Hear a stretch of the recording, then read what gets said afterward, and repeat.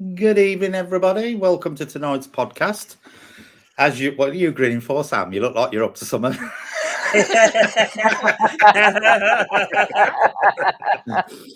As usual, we've got the normal panel. We've got Julie from Unearthly Wonderings and guys. Sam, who looks like she's plotting something from Life After Life Productions. No, I was pulling funny faces before we went live. Oh, right. Hoping I wouldn't get caught. Right, tonight we're going to do something slightly different. We're going to actually talk about the future of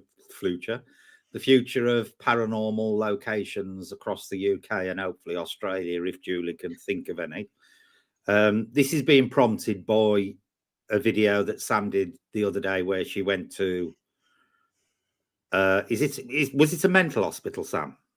Yes, it was the first location that we ever done. Yeah, she went to her original location of a mental hospital, and when she got there, the place was fenced off.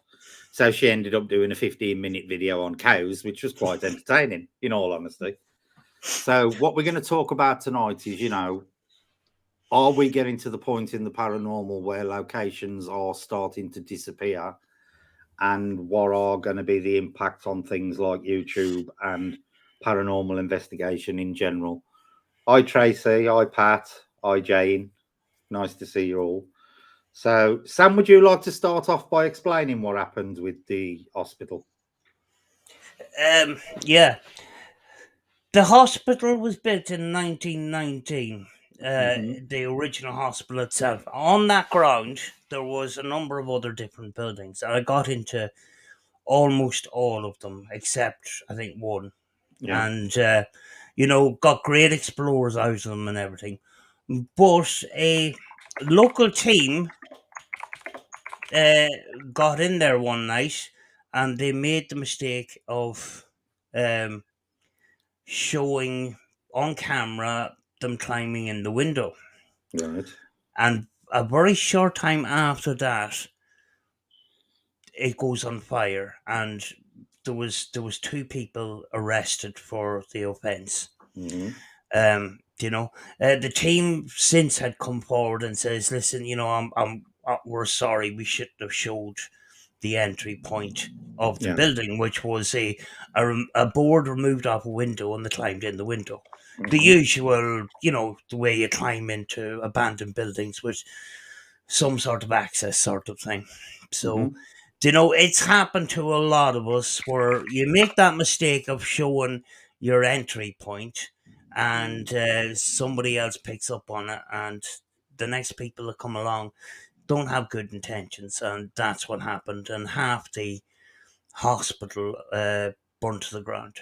It just 2 floors just gone, and the fire was so intense that it cracked a lot of the structural parts of the building. So it was it was out of bounds anyway. But the grounds itself, it was like a little village. There was little roads and lights and all that kind of thing. It was like a village that was abandoned. There was little signs and little buildings around, And I thought, we go back and visit this. Not going to go into the main building because obviously it's too flippin' dangerous, but we can go around and have a look around and possibly do a spirit box or whatever, because that's all we're going to be able to do during the day, with the intention of possibly going back there at night time. But they had one of those galvanized security fences the whole way around this site. And this site is massive. So what I'm thinking is, because I remember one time going there and the security guard was following me around. And then I ended up following him. Mm-hmm. It was kind of like a cat and mouse chase. He seen me with a camera and he was following me around, and then I was following him around, and then he got fed up with me following him around, and he fecked off. But in the meantime, I had spotted an open window and I wanted to get into this building. And once he had gone, I went for the window. I just went in. But what I think is happening, it's not you know, along with the vandalism has increased in that. I Yeah. think insurance has a part to play in it as well. Mm-hmm. You know, because if you go into somebody else's property, even if you're trespassing, you know, if you fall and injure yourself, you technically could sue the property Yeah. owner. Yeah. You know, it depends Yeah. on what country you're in. So, you know, people are covering their asses naturally enough and making their buildings safe. Mm-hmm. Yeah. You know, when it comes to hospitals in Northern Ireland, UK, whatever, you know, there's a lot of abandoned hospitals in regard to mental health, the mental Yeah. health facilities and that is because they went from institutionalizing people into putting people into, you know, treating people in the public, you know, less institutionalizing people and that. But the other part of it is a lot of these buildings are very old and they're still building new buildings, but they're not renovating the old. But the reason why that is because some of these buildings have asbestos in them. Mm-hmm. And it's more expensive to remove the asbestos and renovate these buildings Yeah. than it is actually to throw up a new building with a steel frame and, you know, a Mm-hmm. steel roof and whatever. It's easier just to build a new building. Yeah. So that's why these older buildings are left abandoned, you know. Yeah. See, me and Jace had a similar thing a couple of years ago. We travelled to Connolly Castle, which was for us, it was a good hour and a half trip to get there. When we got there, we found out the castle was surrounded, just like their hospital was, with a huge great iron fence that the National Trust had decided to build around it. Now, we also did an investigation with Andy from Elemental Encounters, that was titled The Fairy Garden on the video I did. That was a house that had been involved in a fire and obviously it had been boarded up. So we went into the garden because there was access into the garden, and at the time the house wasn't. Over here, I don't know, I think it's a bit stricter in Ireland, but over here it tends to be the rule that if there's access into the property, people are okay to go into it, but if the police turn up, they're going to tell you to bugger off, sort of thing. Yeah. So we didn't go into the house. When we returned a couple of weeks later, they had ripped the board off one of the doors, so we had a quick peek in there, and you could see all the damage in there. But obviously, I didn't go in because we don't know how damaged it was. Do you find? I'll ask Julie. Hang on, I'll get on to Julie first. Are you finding, like over here, Julie, in Australia, that these abandoned buildings, due to whatever, are getting demolished or boarded up or fenced off or whatever more and more nowadays than maybe they would have been in the past? Probably the short answer is yes. Mm-hmm. As Seago was saying, I think a lot of it has to do with vandalism over here. Mm-hmm. As soon as a place is empty, people go into it and just destroy it, actually annihilate it. And so the few places that we had left are just, you know, ruins now, more or less. Yeah. And the other ones that are left that you have any value are sold to private people. Mm-hmm. And they install security and fences and things straight away. So Yeah. absolutely. We've got an abbey very, very close to us called Roche Abbey, or Roche Abbey, however you want to pronounce it. It's apparently got history with Robin Hood. There are claims that Robin Hood used to take his mass there because it's literally on the northern tip of what was at the time Sherwood Forest. Obviously, it's been deforested since then, and Sherwood Forest is a lot smaller than it was, but it used to extend right up to here in Rotherham in Maltby. And that has got a fence around it now, but that is probably one of the biggest haunted locations in South Yorkshire. People do go there, and there's been quite a few investigation teams from Rotherham who I've seen there, and they have jumped over this fence and gone into the abbey itself, and they are just ruins. There are a few places you can walk into, but there's actually graves. There's a few graves actually on the site that were, I believe, part of the agreement when the abbey was built. The benefactors who actually paid to have it built got special dispensation to be actually buried at the abbey itself. So there's about 6 graves there. Yeah. When it was burnt down by Henry VIII, when the Church of England was formed, it was burnt down. All the locals pinched everything from it. So vandalism goes right the way back to Elizabethan times. They literally stripped the abbey, taking the tiles, the wood, everything, and just left the brick walls. So vandalism's been there for centuries.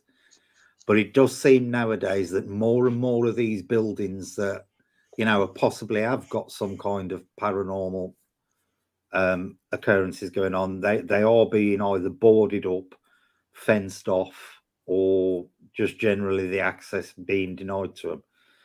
Do you think it's going to get to the point where the paranormal community are going to start doing break-ins? You're asking Sam or me? Both of you. I go first, Sam. I think they're already doing that, some of them. Mm-hmm. I can't say that, a certain person done these things, but, I mean, like, I've seen videos and I've seen people breaking into places. And then, there was one big YouTuber who brought a cordless drill to unscrew a board off the window. And I went, well, he's made the access. I'm going down the next day. Yeah. So I drove to Belfast and I got a video out of it as well. But he broke the law, not me, technically, sort of thing. But I think it's we've lost nearly all our buildings now. Between fires, not getting access and stuff like that. And like, if the owners had cared for the building, they wouldn't leave them abandoned. So I think the bigger issue is actually insurance, possibly. Yeah. Yes, you have to call out the fire brigade when the thing burns down or whatever. There's a possibility that injury or death can occur. And I think it's more about insurance when you go down the rabbit hole than anything else, to be honest with you, That's why sometimes there's we've got a school, a big abandoned school, and there's security guards employed to keep people out of it. Yeah. Obviously, they're probably guarding some other buildings as well, but they're paid to keep people out of this school, Yeah. And it's for a reason. It's most likely that, they're trying to avoid getting an insurance claim, Because as well as that, people are a bit, it's gone to the stage now where people are very greedy. Insurance is a big thing. Claim. Yeah. Way back years ago, we used to go to school in the snow. The snow would be up to our knees. If there's any slight bit of snow now, school's off for today. Don't come in. School's closed. For insurance purposes. Yeah. So people are gone claim mad, basically, And I think that's one of the reasons why people are trying to make their properties safe, Yeah. Julie? I think I agree on a similar context. I think over here, we're seeing the trend of either people are buying buildings and making them an attraction as a haunted place because the paranormal community is growing. Yeah, that's the next point I'm going to move on to. Yeah, there's a lot more people to spend money going into these places. Yeah. Or it takes a different turn where some of these bigger places are sold off to private companies who then put a fence around them. Yeah. And although they have security and a lot of people get fined for going in them, there is that couple who will go in and vandalize or burn down a place, and then the company just demolishes it and starts off new. Yeah. that happened in Goulburn. There was a very famous building, and it's still there, called it's the old children's home at Goulburn. And this place stood there for ages empty, and lots of people used to go in and do investigations and things. And then a couple of young kids went up one night, burnt it out, so it was just a shell remaining. Mm-hmm. So now they put a fence around it, and they're going to pull it down one day soon. So yeah. Anne says she wouldn't break into a property ever, even for the paranormal. Totally agree with that, Anne. Seago says, likewise, unearthly, I was brought up as a guest, leave things in better or as good condition as I found them in. Yeah, totally agree with that. Pat says, what classes a building as abandoned? They must be owned. Pretty much all buildings are owned. Abandoned just means they're not being used and they're left to fall into like disrepair. I do believe over here, I don't know what it is in Northern Ireland, Sam, and I certainly don't know what it is in Australia, but I believe now the law is if a building has a roof on it, it is still liable to pay council tax. And this is why you find a lot of abandoned buildings nowadays, they take the tiles off the roof when they're abandoned, so the roof's open and it is no longer considered having a roof on it. Jace also mentioned earlier about a mausoleum we went to, which is actually the mausoleum of the Wentworth family from Rotherham. Now, they built probably the most famous haunted place in the area, which is Wentworth Woodhouse, which is a big stately home here. They own most of the land around Rotherham and the area, and their mausoleum, people, it was basically on the side of a dual carriageway because the things had been built around it. It was sandwiched between a dual carriageway and an housing estate, for want of a better word, and people started going and stealing the lead and the glass out of the stained glass windows of the mausoleum. So that one's fenced off now as well. Tom says, I believe there are still paranormal groups breaking into properties to investigate. Seen it for myself on their videos. Yeah, and this is something we'll discuss in a sec. Anne says, forget the paranormal. Historically, it would be a crime to destroy these buildings, all that history destroyed. Totally agree with you, Anne. Totally agree with you. You know, it goes Fairy beyond. Fairy says farmers are using cameras now due to vandalism and stealing. Yeah, go on, Sam. It goes beyond the paranormal. Some people like, abandoned photographs and that. I went into a house one day and it looked like it was staged with a dress on the bed and a pair of boots at the bottom of the bed and stuff like that. So that kind of photography and stuff like that. And, you know, these people and people like us, we just want to document that history. You know, and even though, you know, I'm only in this a couple of years, a lot of the things that I have filmed now will never be filmed again because they don't exist now. Yeah. You know? I agree. Yeah, totally. Right. So I think it's pretty much in agreement that these places are actually dwindling. Yeah. I know there's always going to be an influx of, you know, new buildings are going to open up. They're going to be abandoned for whatever reason. But do you think we're going to get to the point in the paranormal where the only real way you're going to get to do any kind of indoor investigation of any significant building is going to be via one of these commercial sites like East Drive or the Grey Street or, you know, or Derby Jail and that kind of thing, you know, because personally, I think those kind of locations have an even worse impact on the paranormal because they are run as a commercial business. They are forced to keep providing evidence for them, you know, and people pay for these nights out. And some of these places are really expensive to rent out. You know, I've heard a quote of some places of up to £3,000 for a night to go and investigate some of these sites. You know, so people feel obliged to get evidence. Do you think if it gets to the point where we're forced to only have access to commercial locations, for want of a better word, the quality of paranormal investigations, particularly on YouTube, is going to plunge because people are going to be forced to fake stuff to recuperate, their financial outlay to go there in the first place.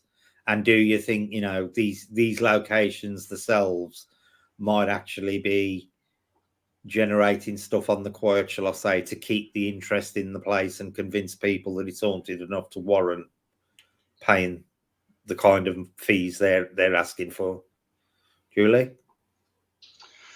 I think yes. I think you got to look at it from a commercial point of view, and I think yes, eventually everything is going to be commercial because it's so hard to find places that are left abandoned that you aren't trespassing with. So from a commercial standpoint, you only ever hear of the things that do happen. You don't hear of the things that don't happen. Therefore, it entices more people to come and pay the money and do the tour or whatever else. I think from our standpoint, there's no use going into, say, a ghost tour or something in a commercial place when there's 50 other people there, because you're not going to hear EVPs. You're not going to be able to sit and do your investigation at all. Therefore, you're going to have to hire the place out privately. That's going to be an even bigger cost. I think that the cost alone is going to probably entice more people to fake stuff. Yeah. Because of the monetary cost. Yeah. Sam? You're right there, because I mean, like, if you look at it as a business point of view, you've got travel, food, petrol, all that kind of thing, and then the fee to get into the place. Yeah. And then you want to get some sort of return on that, so you're going to have to get a good lot of videos, or good lot of views and click throughs to get some of that money back. I mean, like, I know a lot of us don't. We're in the red all the time. We're in the red all the time. We spend more than we actually make. Yeah. And that, but when it comes to some of the bigger YouTubers and they have a financial incentive to create a job for themselves and stuff like that, they have to take that into account. It has to be worth it for them. So, going to a famous place and pulling a few stunts, make it the revenue back up for them, But then again, it's not true paranormal investigating. True paranormal investigating isn't going to pull the views as much as the entertainment industry. And I mean, like, we're on a platform of the entertainment industry. The entertainment industry is doing better than we are. It's plain to see that way.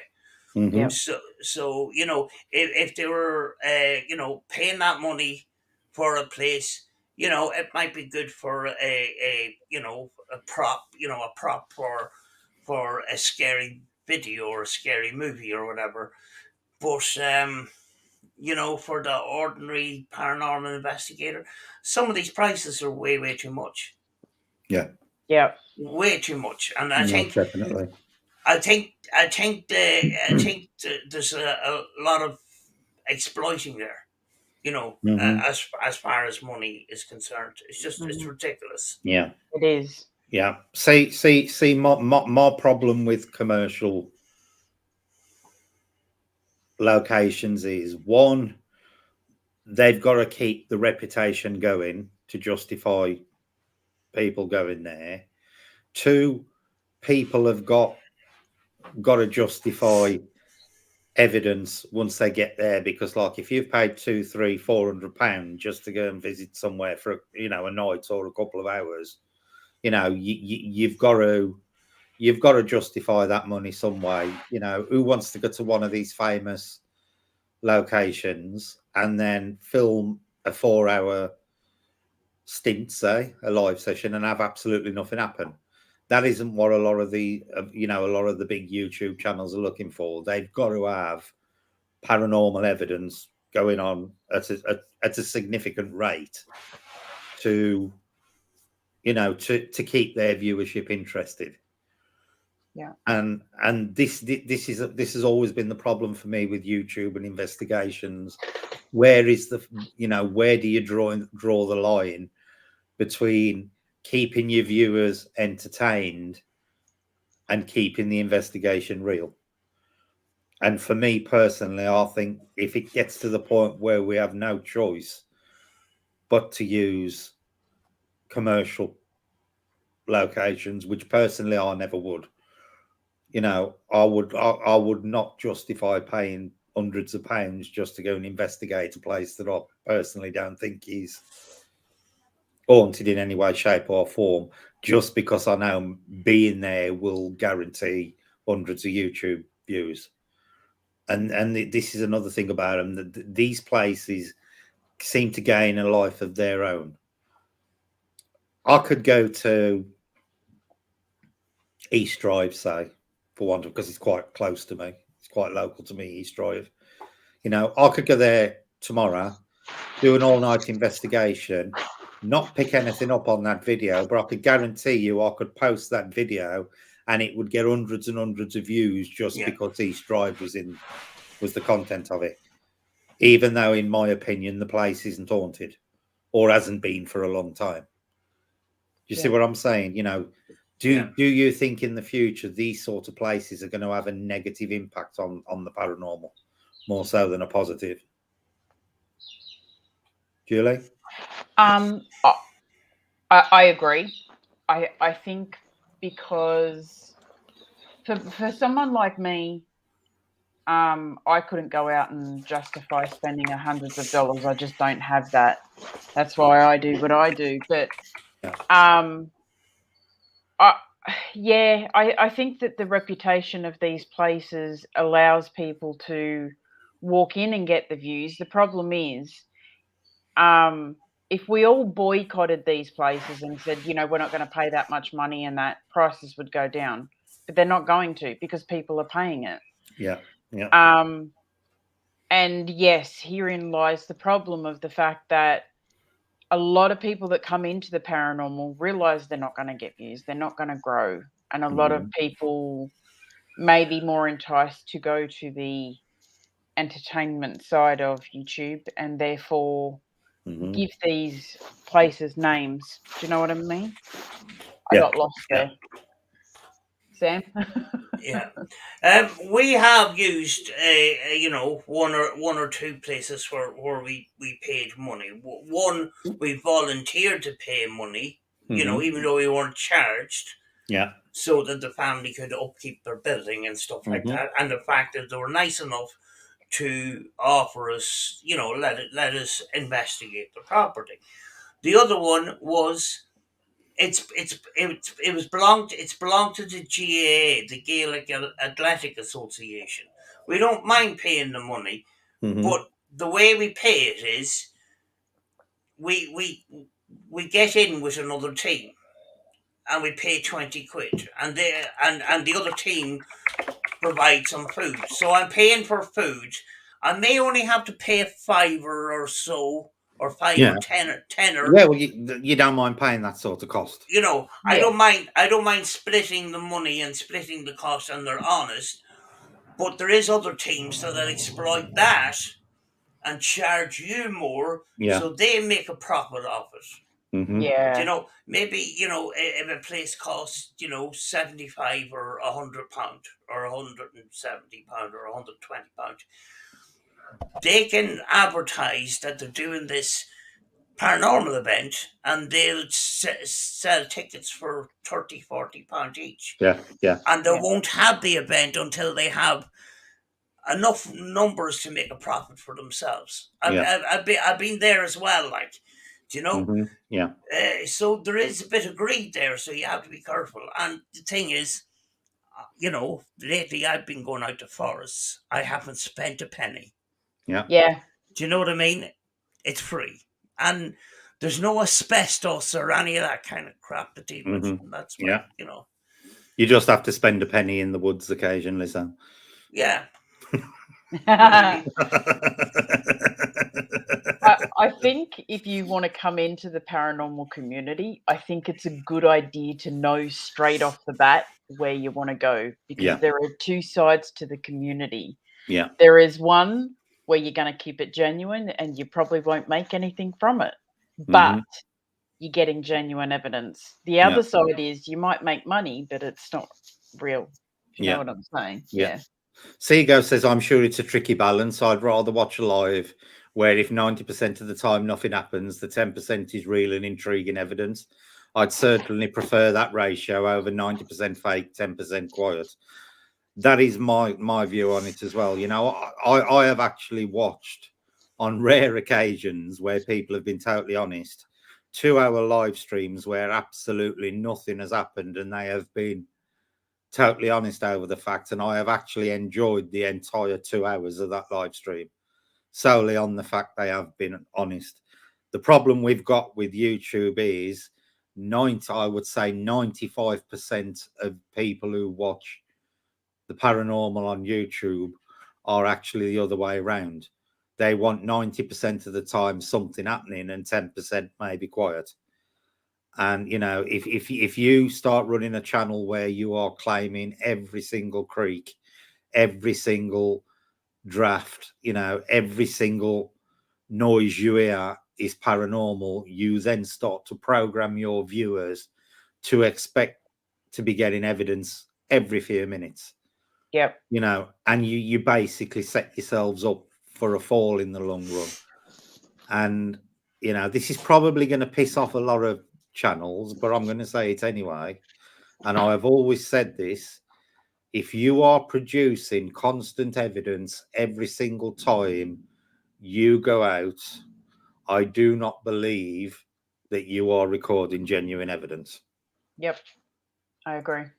You know, and I know that's a controversial thing to say, but you know, anybody who's ever done a paranormal investigation will know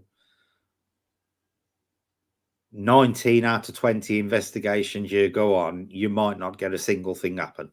Not a single thing. You could go to the 20th, spend 4 hours there and have one thing happen.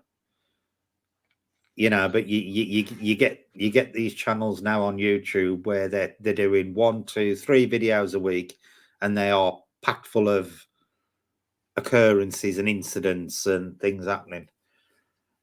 They've backed themselves into the corner where they've got to state everything is paranormal, even if it is or not. Let's read some more of these. Bo says, we're lucky in Britain. We have a lot of outdoor locations that are supposedly haunted or have some legend attached. It's just people love the hype of East Drive, and others are like, yeah, I agree with that.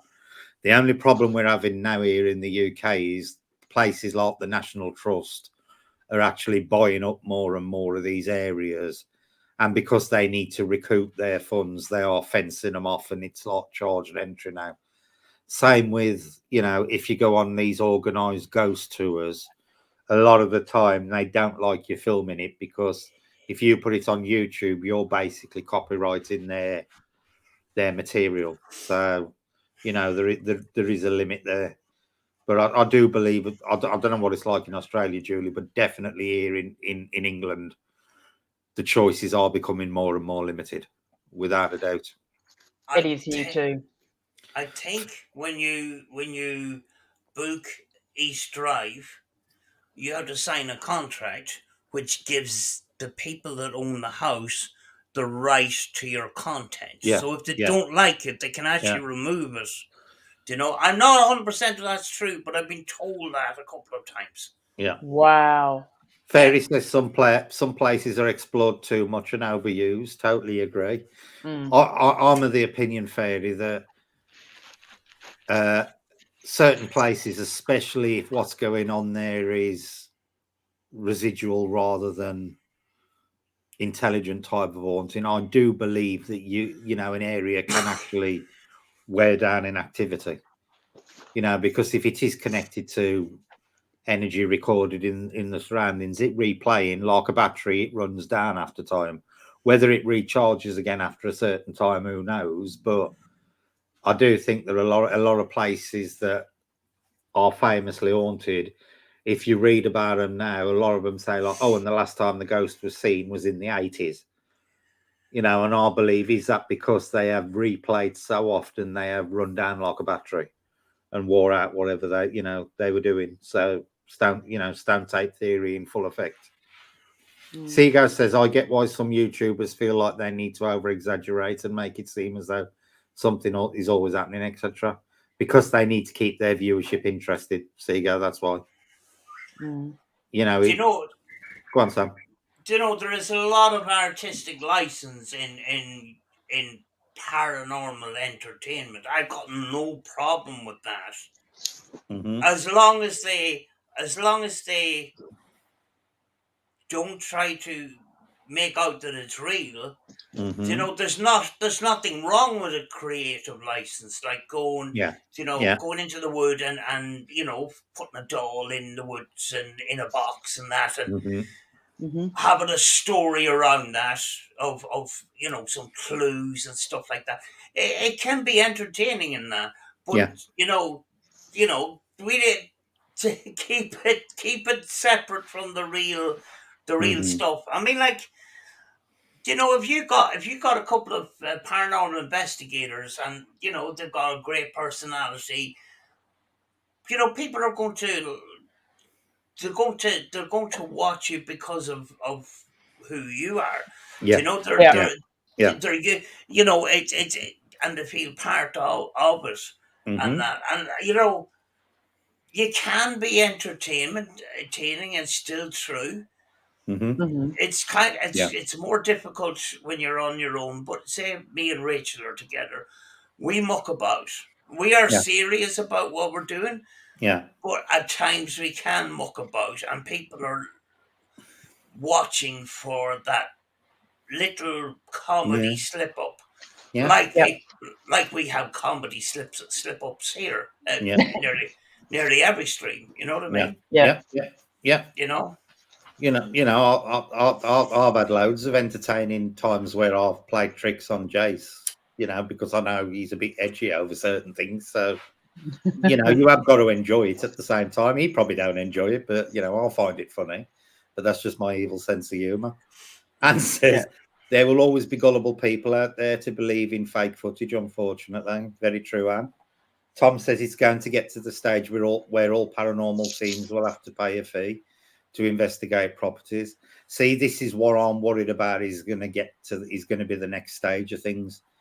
I think people are going to start clicking on to how lucrative these commercial ghost locations actually are. And I think as abandoned buildings become more and more limited, I think people are going to start these businesses up, sort of thing. We're going to have East drives popping up all over the country. I really do. Because there's no doubt about it. It is big money. It is big money. Like the other side of abandoned buildings, I recently went to the Army Fort on top of the hill. It was a couple of years before that since I was there before. But when I went back this time, it was in worse condition than I actually thought. And I went down through the floor. That's another thing you have to take into account. Some of these places, you may tippy toe around and go, the ground's a little bit soft here, be careful and that. You go back there a couple of years' time after that, and it's a death trap. Yeah. Things disintegrate. You have to take that into account. Mm-hmm. And I came a cropper to that recently. So Yeah. Bo says what people can't get across on video is how a place feels. Some places feel evil, but you can get nothing. Fair comment. Yeah. That's actually true enough. But when they say evil, you can also feel other things as well. the paranormal have a habit of being very negative. The Yeah. negative Yeah. comes first. Do you know what I Yeah. mean? Yeah. And I don't like that. You know. Mm-hmm. See, you talk to a lot of people, and they say, you know, like, do you go in graveyards looking for ghosts? Now, I can honestly say I've never really done an investigation in a graveyard. I never have, you know, but people do. But I always find graveyards to be quite a relaxing, peaceful area to be around. But it's surprising how many people seem to think, you know, if you're going to be molested by Satan or Lucifer, it's going to be in a graveyard somewhere. Do you know, I've It's had perceptions. Yeah, because I do so many videos in a graveyard, right? It's for an aesthetic. It's Yeah. because people just like it, and like you, Brett, find it very relaxing. Mm-hmm. I've had countless amounts of people contact me and say, "Why are you looking for ghosts in a graveyard? They didn't die there." Blah, blah. And I'm like, "I'm not here looking for ghosts. You can Mm-hmm. contact spirit anywhere you go. Yeah. It's for the aesthetic, Yeah. reason." Yeah. Yeah. Yeah. Yeah, I mean, like I only recently started doing cemeteries, and you know, I've done them in the middle of the night, and that, and one of the reasons why I actually like them is because there's more for the night vision light to bounce off. If you have a Yeah. flat area of ground, the night vision just bounces off the ground about 20, 30 feet in front of you, and then you just Yeah. see absolutely nothing. Yeah. If you have things sticking up off the ground, like, you know, like trees and gravestones and stuff like that, you got that reflection, you got that bounce, Mm-hmm. and it works better with the night vision and that. But yeah, you know, I find them peaceful. Well, the question is, why would a graveyard be a scary, evil place when it's supposed to be consecrated ground? But that could be another big rabbit hole. Do you know what I mean? Yeah. Yeah. Well, you know, the term "lay them to rest in the cemetery" suggests calm and peacefulness. It doesn't suggest, you know, jumping out the grave with horns and fangs and tormenting the living. Yeah. you know. Yeah. You know. Again, it's this Hollywood thing that kicks in where people get a bit too absorbed by modern media, and they tend to believe everything they're shown rather than thinking about it, shall we say. Mhm. Do you know, I've done a cemetery which has human bones on top of the ground, not under the ground. Yeah, it and does happen. people would think that's scary. I found that extremely, extremely sad. Mm-hmm. Mm. Do you know that somebody's bones have surfaced to the top, and they're scattered and stuff, and the fact that these graves are falling into the ground, their names are breaking off their identity is gone off these graves. Yeah. There's nobody there to look after them. It's just, I found it extremely sad. I don't know if I'd bother going there again. It was just. Yeah.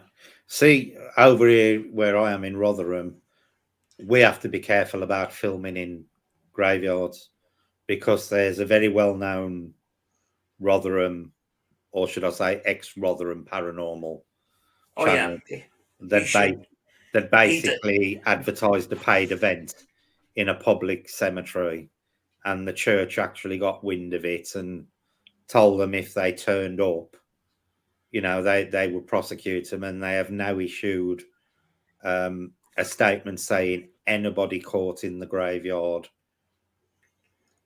doing any kind of paranormal investigation will be prosecuted. So around here, it's not only the buildings, we're having our cemeteries and stuff restricted as well. Yeah. Can I ask a question? Yeah. Do you have cemeteries and graveyards over there, or only graveyards? Both. You do have both. Okay. Mm-hmm. Yeah. I'm thinking, do they only have graveyards? What's the difference? A graveyard has a church in it. Yeah. Oh, right. Yeah. Over here, our cemeteries tend to be more crematoriums, more so than, you do get the occasional cemeteries over here where, they can be just like a collection of graves with no church connected to them. But the majority of large scale cemeteries over here have an attached crematorium. Wow.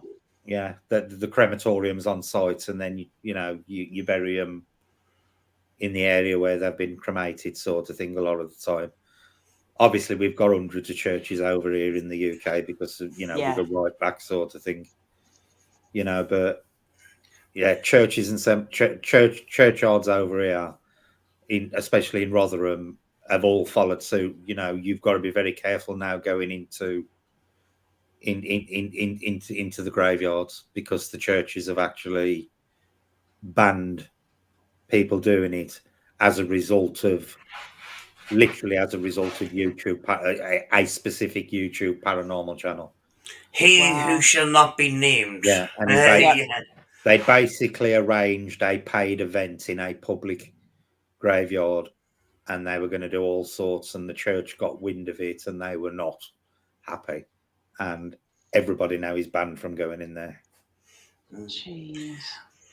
Over here, we do a lot of the time have graveyards with a church that existed hundreds of years ago. You'll have the remains left. And then you'll have, when you go into the church, you'll have graves in the church, if you know what I mean. Mm-hmm. Graves inside the church and that, Yeah. Seago says agree too. There, I'm going to have to get through some of these comments because I've let them lag. Seago says agree too. They are playing fast and loose with regards to what they're deeming to be evidence, simply because that gets them views. Yeah, I agree. Bo says I agree. People who live in an active home wouldn't say it happens on command. It never does. It never does. I was subject to a poltergeist when I was 11, and I couldn't sit there and go do something. It would do it when it wanted to do it. Seagas says sometimes just blatantly faking and passing it off as real, not ideal for us viewers. The trouble is in this field, Seago, it's one of the areas there is no scientific proof, so people can claim what they want and basically get away with it. Pat says, have any of you had coins thrown in an invest?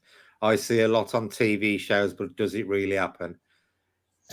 When I was 11, and like I say, I was experiencing the poltergeist activity, yes, I did see things thrown. I know Sam's had got a video where something is actually thrown and you see it fly, a couple of them actually, where you see things flying around on the video. You've got the one where you're in the house and that bit of paper or whatever it was flies behind you, and you got the one where you're sitting in that barn and the brick bounces off the... That one always makes me laugh because your face on that one is hilarious. Yeah, some of them may be physical throwing, but there is other evidence that, especially coins. There was a guy called Marcello Bacci, and he used to experience what is called apports. Yeah, so that's what they call them. Flowers and other things. If you look at it could be absolutely anything that materializes is an apport. There was a case where a cup was moved in a house. A cup moved in a house, and they took this cup away for scientific analysis. Now, this cup belonged to a set, so they took other cups to do analysis on it, and it found that the cup that moved, the molecular structure had changed. Yeah, and it's possibly that the cup disintegrated to actually move to the other place rather than physically be moved. So it was teleported. Yeah. Wow. Yeah. Because the makeup of the cup was different to the other cups. Yeah. Yeah. Well, there's an interesting fact is when you die, you actually lose within, I think it's in about half an hour, about 20. I think it's about 24 grams of weight. Yeah. And that they're you know, they don't know what it is, and they're, you know, people are saying, is that the actual soul leaving? Does the soul have a weight? Have you ever had anything thrown on your investigations, Julie? Anything moved? I was just trying to think of that actually. Not that I can recall. I don't know that I've ever had anything thrown. Yeah. No. No. Fairy says, I do agree. A lot of residual energy that fades over time. Bo says energy can wane, maybe because of people going there saying, is anybody there, lol? Anne says, spirits are not puppets for our entertainment. Sometimes spirits just can't be bothered with it all. So yeah, this comes back to the respect thing, and you know, you wouldn't treat a living person like that. So why expect a dead one to, you know, to behave that way? And that is going on the presumption that it is a dead person you're actually talking to, you know, because until it's proven one way or the other what we communicate with, we can't say 100% they're dead people. Bao says, I used to love Most Haunted. I love David Wells. I think that was his name. Did I think it was genuine? Nope.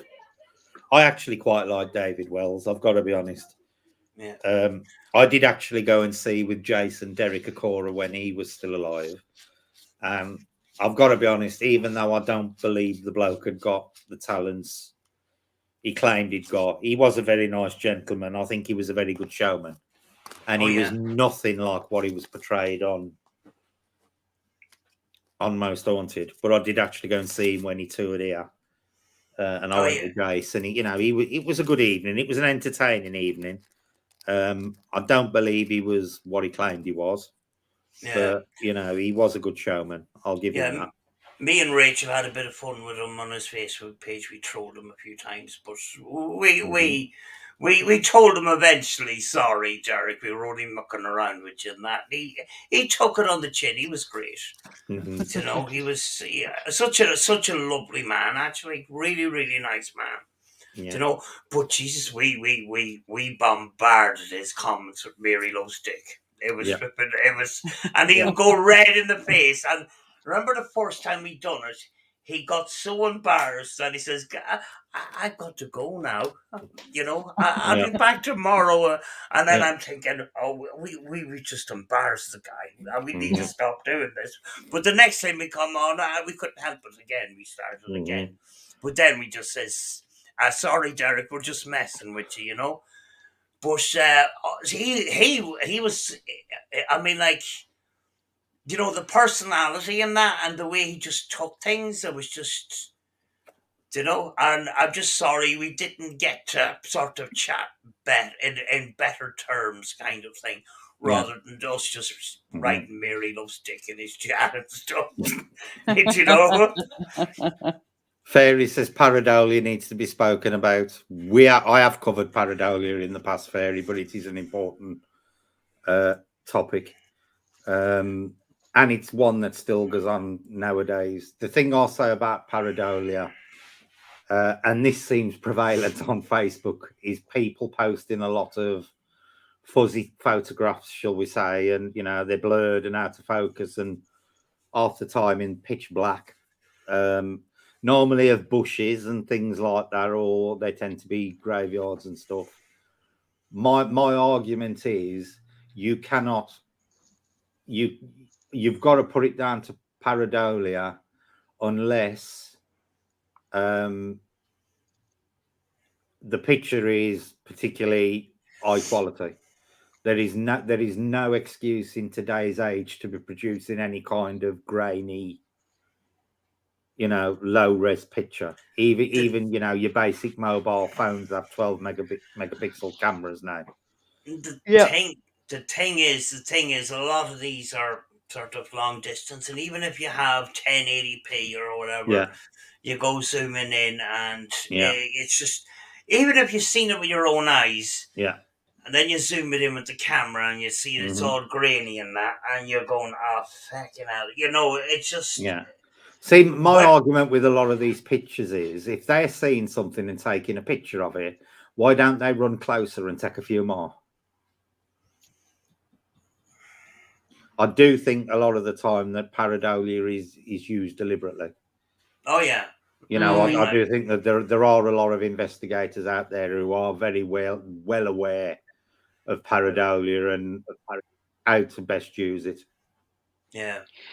I always tell people, I say, if you're out on an investigation, whenever you're taking pictures, take at least, maybe 3 photos of everything that you're filming, Yeah. because if you're going to catch something paranormal, it's going to be in one photo, but not most likely not in the others. You know what I mean? Yeah. I think that there has to be some kind of a basis set Yeah. for paranormal photos. Yeah. This is what we will classify as paranormal. Yeah. The rest doesn't count. Yeah. It's Yeah. like the photos that are taken at night.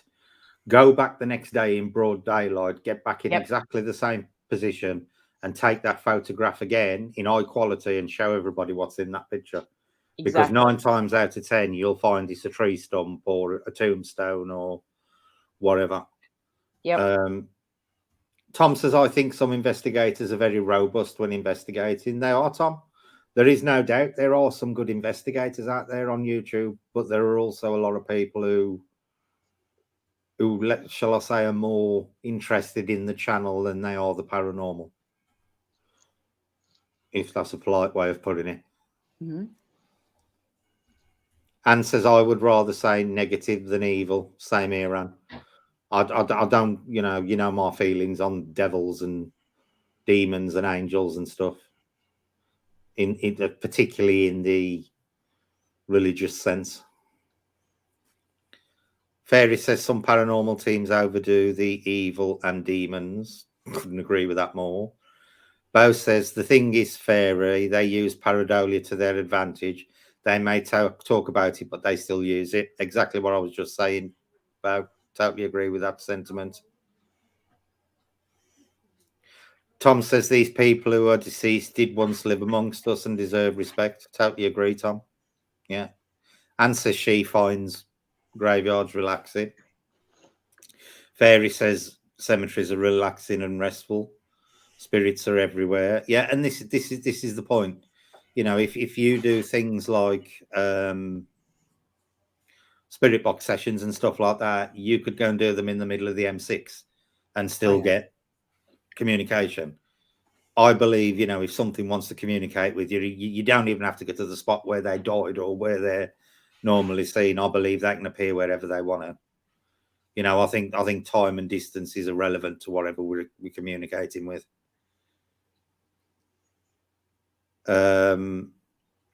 M&A says, wow, that's crazy, Brett. I don't know. I'm that far behind on the chat. I don't know which one of my comments was crazy, M&A. Sorry. Fairy says she's spoken to the local historical society around where she lives, and that is helping with filming in local areas. See, that's a good point.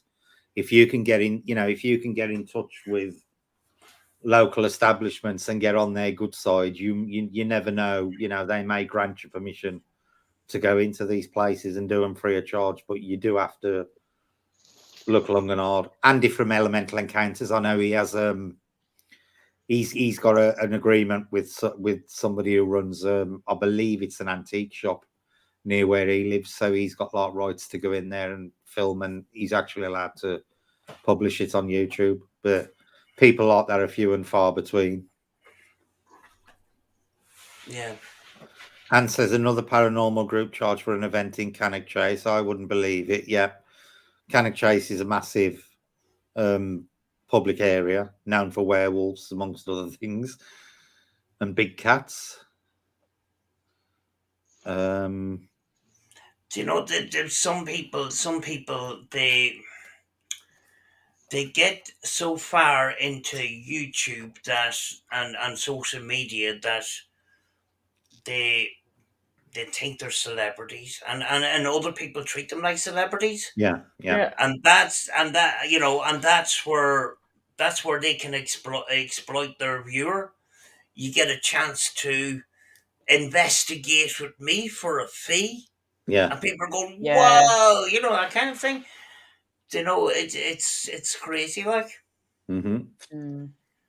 But that's just the way it is. Some people, they have they have die-hard fans, and they'll pay money to investigate with them. Mm-hmm. You know. Bo says, I wonder if they tested some reports. Would that be the case? I presume he's talking about the molecular makeup changing. That is an interesting question, Bo. The problem is the majority of mainstream science finds the whole topic ridiculous, and without the hobby has gone over the last few years, it's understandable why science treat it as a laughing stock. There are some out there now who are starting to show an interest in it, and I believe the government itself all over the world have been doing research for decades on it. But I don't think that's the sort of thing that's going to. I don't think the governments are going to admit to anything they find anyway. If scientists are going to, suddenly, investigate more about the paranormal, it's nobody on YouTube's going to be the deciding factor there. Mm-hmm. It's going to be some other kind of scientific paranormal person, Yeah. It's not going to be a YouTuber, you know what I mean? Yeah. Tom says you have to be careful when investigating today, especially around old buildings, because you can get groups of teenagers who gather around them. The Paranormal Explorer, which I watched, had trouble. Yeah. See, this is, what is that? Is that rain? Rain. Jeez. You're supposed to be in the middle of your summer. We are. Yeah.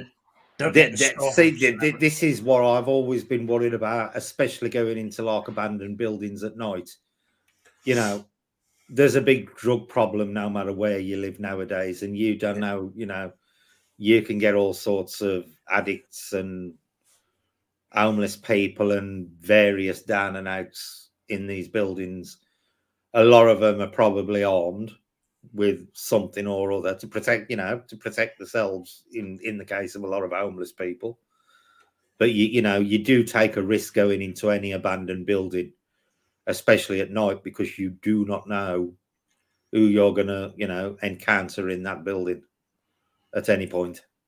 Yeah, I remember going into a building and there was teenagers on the roof running up and down. But I says I'm not going to get another opportunity to get into this building, so I'm going to sneak in. And actually, I was wearing this T-shirt, a bright yellow T-shirt, the worst color you could, and I managed to get in there without being seen. Mm-hmm. And I managed to get out without being seen. I was 300 or 400 yards away before anybody spotted me. Mm-hmm. And you could hear me. I was in there and I was looking around. And I was kind of panicking, but you could hear the footsteps. You see, I heard them running up and down on the roof. That was scary. That was a stupid thing to do, though. Do you know? Yeah. Let me just check something. I don't know whether I actually. It would be a perfect example of paradox. I can't use the one I sent you to earlier. It'll get the stream blocked. Oh yeah. Yeah. I'm sure. I think I did another one earlier on. Did I do it or not? Yeah, I did actually. Oh, there's loads of pareidolia. Jesus on toast. Right. Here's one I'm going to show you now. And be honest, tell me the first thing you see, okay? Okay. And then I'll tell you what I saw. Let me share it. There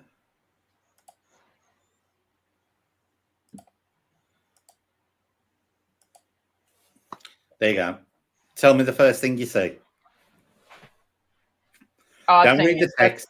I've seen it before. I've seen it before. Right. What did you see first, Julie? Dog. I saw the person running. Sam? Person running? Yeah. Look at it again. It's not a person running.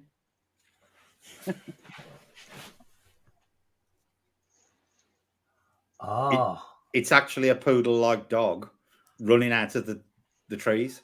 All right, because what I see is a man running the opposite way. Yeah, and that was exactly what I saw the first time. That's crazy. Yeah, and I'll save that today because I thought I'm going to use that you know, if in one of the streams, because that is a very interesting, you know, it's a perfect example of pareidolia. About what, and that is a plain, broad daylight, clear photograph. But you can actually see two separate things depending on how your head works. I actually saw a guy running into the trees when I first looked at it, and I thought he'd got a picture of a dog's head on the back of his jacket.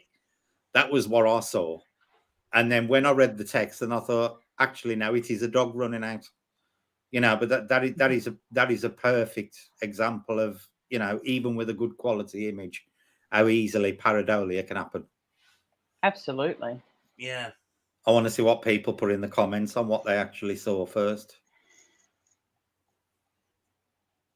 I'm going to try. Parasolo saw a dog. Hello to Derek from Canada.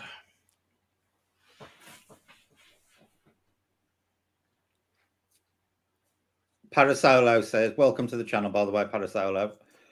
Oh, it's just scrolled off because I scrolled down the screen. I have no problems. Sorry, I've missed some of the comments, but I was really, you know, they was running away with me. I have no problems with entertainment videos, but when they don't state to viewers that it's entertainment purpose only, they're obviously trying to fool people into believing their contact is real. And that is the problem I have with it, Parasolo. You know, I've got no problem with people going into buildings or supposedly haunted locations and claiming every shadow or every you know creak they hear is something of a paranormal nature. But I do believe if they're going to do that, they should state at the beginning that the content is for entertainment purposes only and is not a serious paranormal investigation. Tracy S. wrote in very large writing, please show again as I was having a pee. Thanks for sharing that for us. Hang on a minute. Let me find it again. Let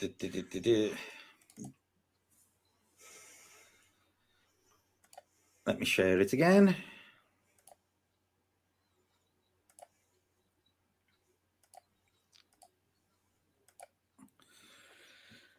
There you go, Tracy. Now you have to decide what you see. That been on long enough? Yeah.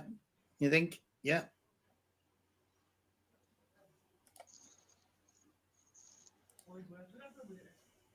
So what did you say you saw, Sam? A man running? Yeah, but he was running the opera. The dog is coming this way, but the man is running that way. That was exactly what I saw. First thing I saw was a man running into the trees, and I thought he'd got an hoodie on with a picture of a dog on the back. Yeah. A dog's face. That's what I thought it was. One of your merch. The wolf on the back. Welcome to the channel, Paraurban. All the way from Canada. Seen that before. Tom says, seen that before. I thought it was a man running till I looked again. Yeah. So did I. I keep seeing the man, lol post says. Yeah, it took me a while to see the dog because I thought, why do people think it's a dog? And it took me a good 10, 15 seconds to see the dog. And that just proves with pareidolia, once your mind locks onto an image, you know, straight away it fixates on it. And it takes a while for you to see. Shall I put the other one on? Actually, I don't think I actually saved it. No, we won't put the feet one on. There was another one that I shared on another stream where you have to look at a little dot. Yeah. And then an outline of a figure, and then you look at the wall. You blink, and then you look at the wall, and you see an apparition. That's crazy. That's mind tricks. Yeah, but it's amazing. It's amazing how even in here, how many different people have saw different things. Fairy saw a dog. Tara saw a guy running into the trees, which is what me and Sam saw, and Julie saw the dog. Tracy was having a pee, so hopefully we'll get her comments at the bottom now as what she saw. M&A saw a person running. Parasolo says definitely a man first. Yeah. Mandy says, and how our brains work for us to see things and how our eyes connect to our brains. Yeah. See, the thing is as well, another thing that's interesting is human brains actually work differently depending on which side is more dominant. Yeah. I'm left-handed, so I'm actually supposedly more dominated by the right side of the brain.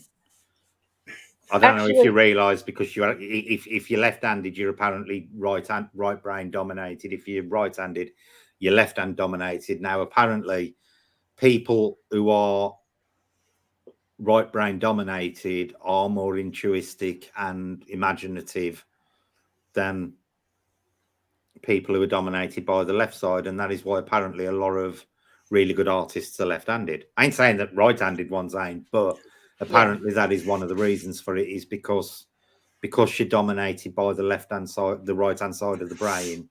That is actually the artistic and not intellectual, intuitive side of the brain.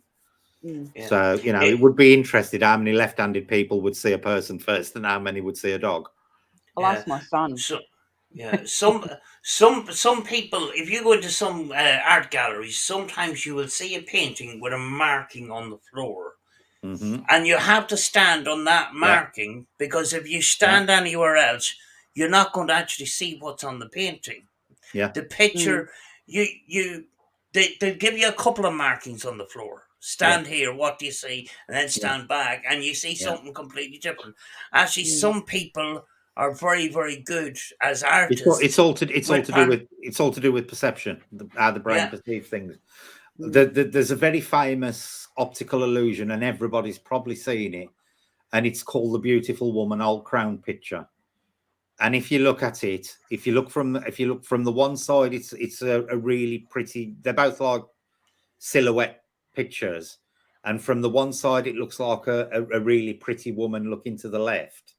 But if you fixate on the left-hand side of the picture first, it looks like an old witch with a bent nose and everything. That's right. It's actually a very famous optical illusion picture, and that demonstrates brain perception and pareidolia perfectly. It's like the dancer. Have you seen that one? And some people will see her spinning one way, and other people will see her spinning. Yeah. Seago says, even though I know it's the dog, still cannot see the man running lol.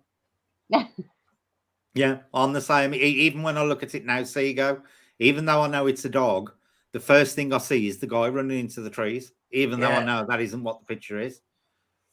It just shows how much of an effect your actual perception, your brain's perception has on what you see, even when you know it to be factually something else. Yeah. When it comes to forests and stuff, there's a lot of different shaped trees and different shaped leaves, and pareidolia that can be a whole big rabbit hole of pareidolia. So that's what you have to be careful if you're in forests and stuff. Parasolo says exactly, not everything is paranormal. If it was, I could make tons of activity, lol. Couldn't we all? Jane saw the person running. Seago said, even though I know it's a dog, still cannot see the thing. Tracy S, who went for a pee, I saw a huge face to the right. You were supposed to be looking at the bloody black bit in the middle, Tracy, not what was to the other side. M&A says, I never saw the dog until you said it, lol. Exactly the same, M&A. I never saw the dog until I read the text. And even then, I had to look at it a couple of times thinking, why would people think it was a dog? Until I actually saw that it was a dog running out of the tree. Yeah. And what is really, really clever about that picture is what you perceive if you see the man is actually running in the opposite direction to what you see if you perceive the dog. Because the guy, it looks like a guy's running into the trees, but the dog is actually running out of the trees. It's, you couldn't have done a picture like that any better if you'd have tried. It was a total fluke of a picture. It was good. Anne wants to know what that one is, Sam. Whatever that is. Seagull says, I can see the dog's face ears now. I know it's there, but still my brain won't disassociate from the man running. And the only way I actually saw the dog, Seagull, was if you look, his one front paw is bent under. And I thought there's no way somebody's leg could be bending like that. That was the only way I managed to pick out the dog. I literally stared at it for about 5 or 10 seconds thinking, why they're talking about dogs in this picture. I literally could not see the dog. Jeez. Anne says, I can never make those out, lol. M&A says, right-handed equals man, lol. Not every man's right-handed, M&A, believe me. Parasolo, lol. Seagull says, seen that one. They're very clever. Some of them, they are. Evening, Some of them are Kel. good. We're all well, thank you.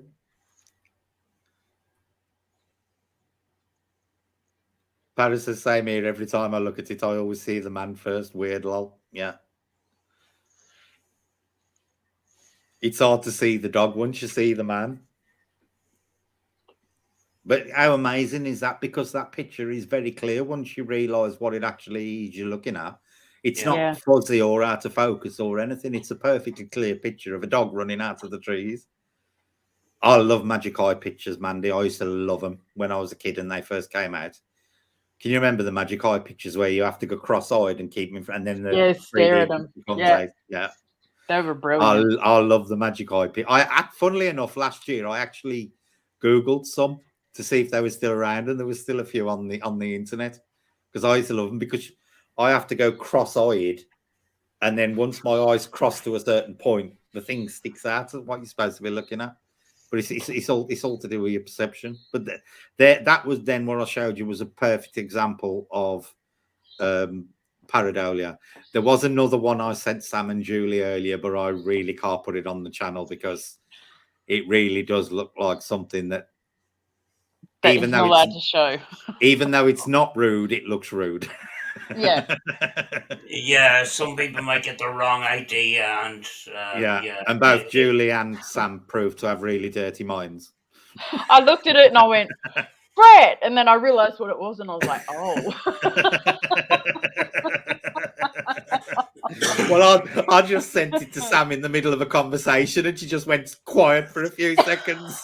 And I thought, she's sitting there thinking, why has he sent me a picture of something like that?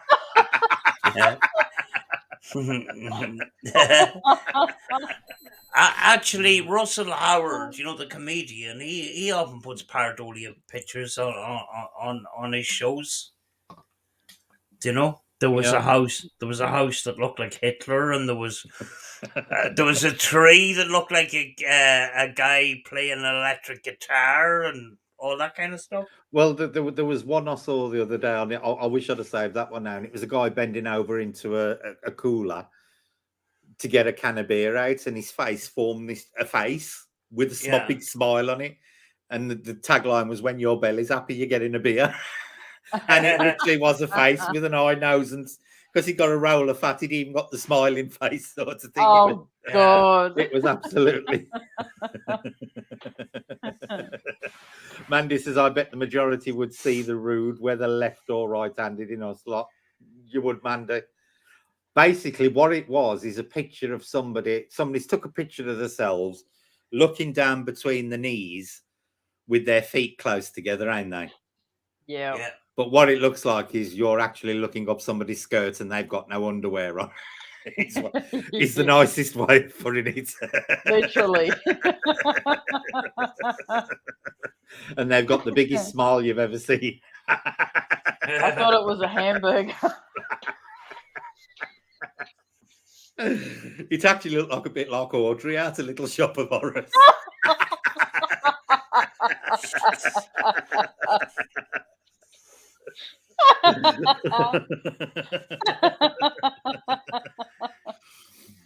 But you know, we do, Kel. We do all see the rude first. I think that's just human nature. Oh. I really do. But I did actually think, shall I put this on the channel one night? And then I thought, no, because if YouTube scan it and see what everybody else, even though it's a perfectly innocent picture, I'm liable of getting a warning about it. Yeah, or somebody will make a big deal about it. You know what I mean? Yeah. But if you do want a copy of it, just email me and I'll send you a copy of it.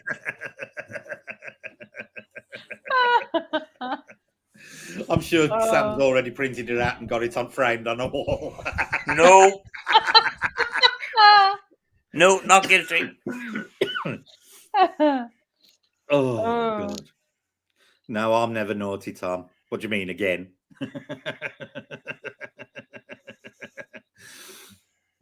Mandy says it never looks like a ruddy helicopter, though. Kel says there was a black and white optical illusion pic of a couple kissing, but most see a vase first. Not rude, but I think yeah, it is. I've seen that one. Yeah, I have seen that one of the couple kissing. You know, but pareidolia is an amazing weapon in the paranormal, for good or evil. It really is. It really is. You know, someone sends me a screenshot now of one of my videos, and it's a zoomed in picture. Yeah. Like I turn around and say, oh, you know, it's too unclear to see what it is, or no, that's just a headstone or something, because probably like every time it happens, it's going to be a headstone or something else. Yeah. Yeah. See, I always do as well. Like I say, unless it's a crystal clear picture, that's what I do. You know, I just say, look, no offense, but it's grainy, it's out of focus, and it's miles away. It's pareidolia. It could be absolutely anything. Yep.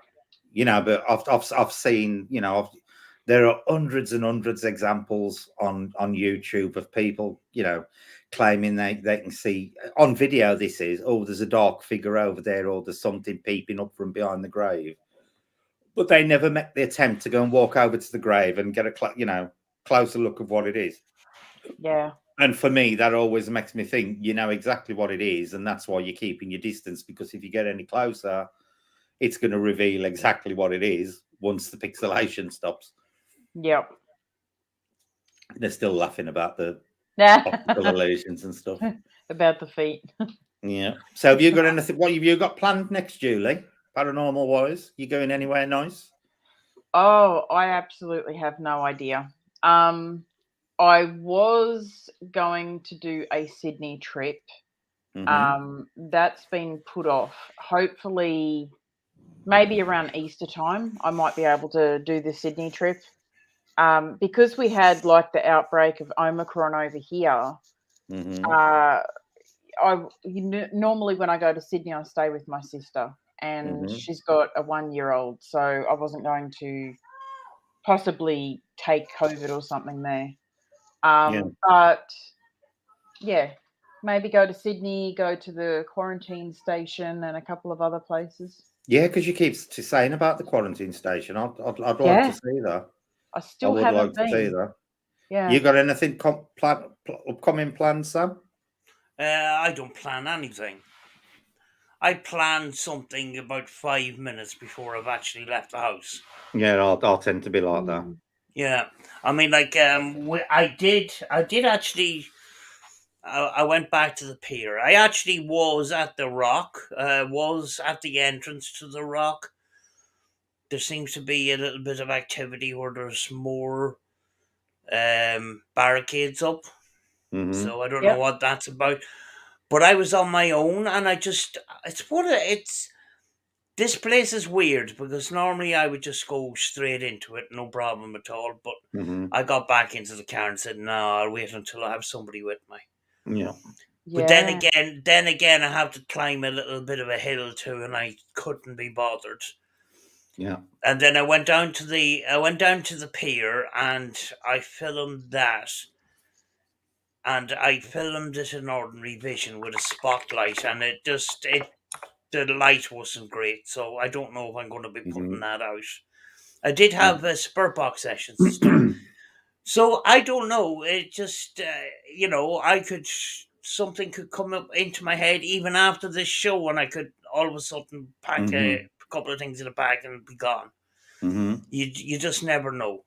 Yep. What I do plan to do is I have some dolls with all sorts of paranormal claims and stuff, and they're going to be packed up and they're going to be put up into the attic, and then I'm going to put a motion sensor CCTV camera in the attic and leave it there for a few months and see what happens. Hopefully the mice will chew through them. We can live in hope. Pat says people see faces in leaves and claim them to be fairies.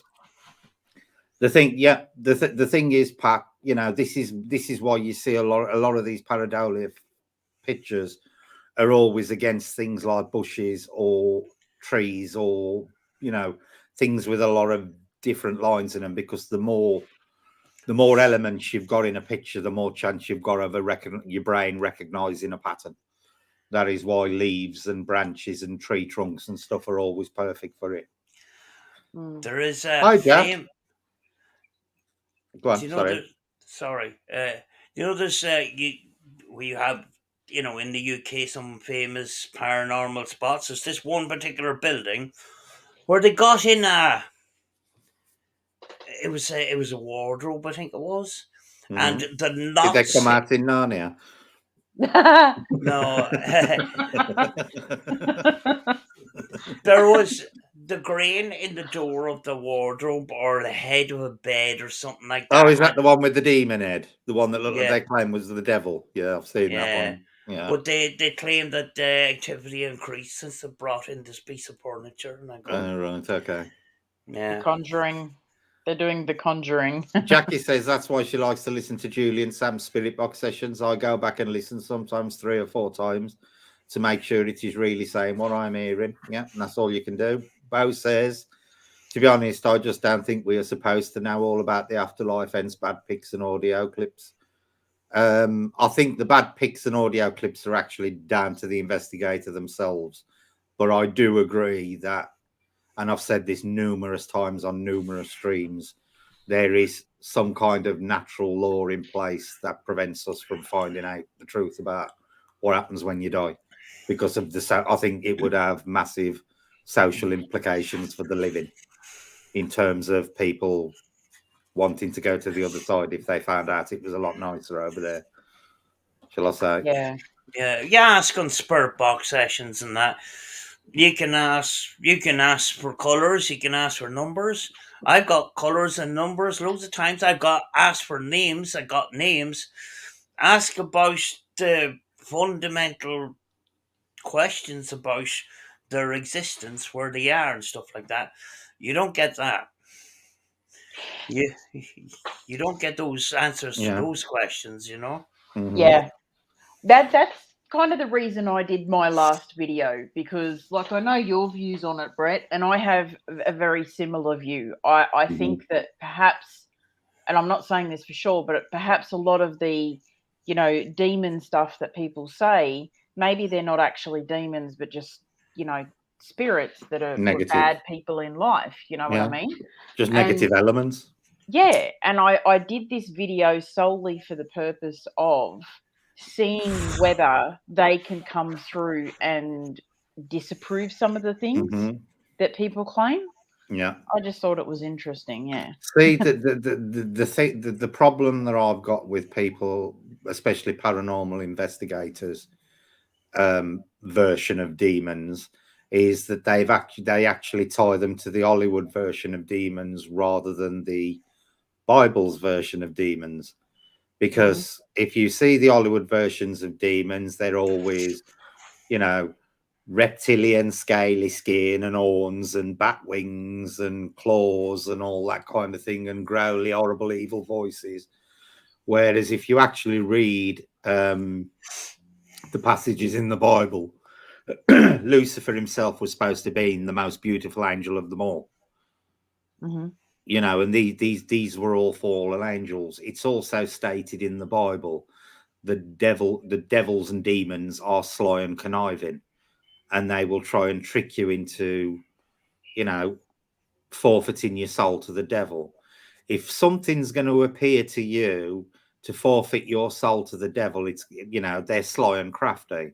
They're not going to appear as something with bat wings, huge great horns, and start growling at you. They're going to appear to you as a child or something comforting or something friendly, because they've got to worm their way in. You know, they're not going to appear as this big terrifying monster and scare you off before they've even had a chance to corrupt you. That is just Hollywood. And this is what a lot of paranormal investigators prescribe to.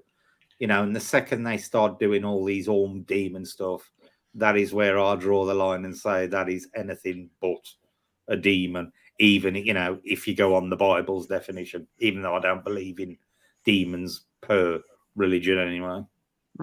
Yeah, I've seen a lot of people who get a You know, you get someone yell through the spirit box, an angry voice, or if you're in a location and something gets thrown, they're like, oh, it's demonic activity. No, well, what if it's just a human spirit? I mean, if somebody was yelling at me, 5,000 times, give me your name, I'd probably throw something at them too. Yeah. Yeah. Yeah. Seago says, hang on, Sam. Seago says, I reasonably thought I'd caught a small orb on my guitar, but after watching it a few times, realised my guitar had caught a tiny glint of light at a certain angle, and I was moving it. What were you going to say, Sam? Sorry. Derry here in Northern Ireland is renowned for portraying the absolute opposite to demons, because one of the stars of a TV series called Touched by an Angel actually comes from Derry. Yeah.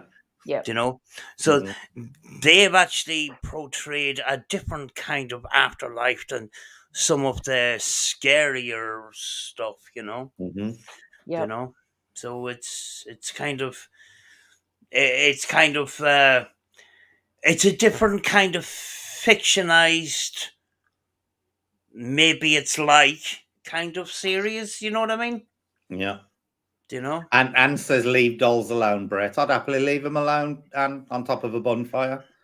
Tom says that should be interesting, Sam. Bo says my wallpaper has a demon in it too. Pissed myself laughing.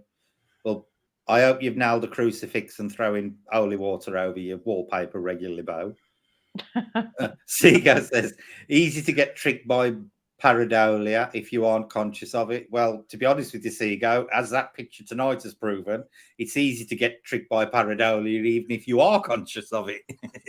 Even when you know what the picture actually is, you can still see something else.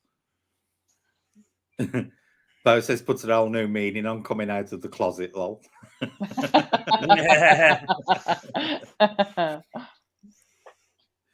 Pat says the stickman cameras map patterns. Could the stickman just be something made up from a random pattern? SLS cameras, one of my biggest hates, Pat. I did a lot of research into SLS cameras, and from what I discovered, it's basically a combination of the technology itself and the software that runs the technology. The technology is designed to work at an optimal range, and a lot of these readings are done outside the range. So the laser just locks onto any deviation in walls, divots. You know, as Sam will tell you, when she picked up the edge of the settee on one of hers, and it appeared like a stick man for about half an hour. The other part of it is the software that runs SLS cameras is actually designed to be looking for figures. So basically, as soon as it finds any deviations on any wall or sofa or doors, this is why a lot of them appear on cupboard doors or in doorways, is it locks onto imperfections in the door frame. And because it's expecting to find a figure, it connects all the lines up and tries to make a figure out of what it can see, because it's expecting to see a figure, because it's basically designed for games to have a figure standing in front of it moving and control games. So the software itself is designed to be looking for figures, and this is why it does it. And this is why you see a lot of them that suddenly turn into weird little spiders and move and stuff like that, is because they're locking on to different defects or changes in saturation of light, and they're thinking, well, I've got my points now, I've just got to join them all together and they're somehow a figure. SLS cameras, and now I ain't saying they don't work, because if something did appear that could be picked up by the lasers, then obviously it's going to show itself. But I can say with fair confidence that 99.9% of stuff picked up on an SLS camera is basically a false positive. Yeah, the thing is that camera puts out so many lasers and it measures the distance. That's how it gets the curve. If you move the camera, it has to calibrate itself. So people walking around with an SLS camera doesn't make sense. The best thing to do is get one that you can mount on a tripod, set it up in a room, and leave it there. Don't move it. Don't move it. You know. Yep. But that the 3D mapping software you know, it's got room for improvement. It's got Yeah. some potential. You know what I mean? Mm-hmm. Paris says, I sometimes ask if they happen to have any questions for me. That's quite interesting, actually, because I don't think that's somewhere I've ever asked, is if they want to ask me anything. Have either of you two ever done that? Ever done what, sorry? Ever actually asked the spirits if they want to ask you a question? I have, yeah. I'm sure I have. And did you get any responses? No. You ever done it, Sam? Yeah. Well, I mean, like, you know, at the same time, I say, is there anything you want to ask me, or is there anything you want to say before I go, kind of thing. You know, the spirit box, it's got potential. We still don't know how it works, and if we ever figure out how it works, maybe we'd be able to develop something that has more longer sentences rather than us putting words together to find out what exactly is going on, you know? Yeah. Anne says she don't like the SLS camera. I think it's mapping furniture, etc. Mostly that is exactly what it's doing, Anne. Yeah. Fairy says demons go back to thousands of years. Most older cultures have that. They do. If you go back thousands of years, you will find that the vast majority of ancient peoples didn't actually refer to them so much as demons. They just refer to them as negative spirits, as a negative to a positive. It's only when you get to modern Christianity that these evil spirits are suddenly, their sole purpose is to prey on innocent human beings. if you go back to even just the Native Americans, you know, a lot of their stuff, they had evil spirits, but that none of those evil spirits were solely there to prey on humans. They were just negative parts of nature. And that is where the difference swapped over, is modern Christianity took all these negative elements and suddenly made them so that their specific purpose was to get man. Before then, they were just literally classed as negative elements, not necessarily out for the downfall of man. Good morning, Jazz. Parasolo says something scares someone, they immediately think it's evil. Yep. It's the same Parasolo with things like shadow men and stuff like that. People think just because they're black and shadowy, they're inherently evil. I have always been of the opinion it could just be the best they can manage to manifest is as a dark figure. You know, maybe it's just somebody who hasn't got the power to fully manifest in the form they want to. So all you see is a dark figure.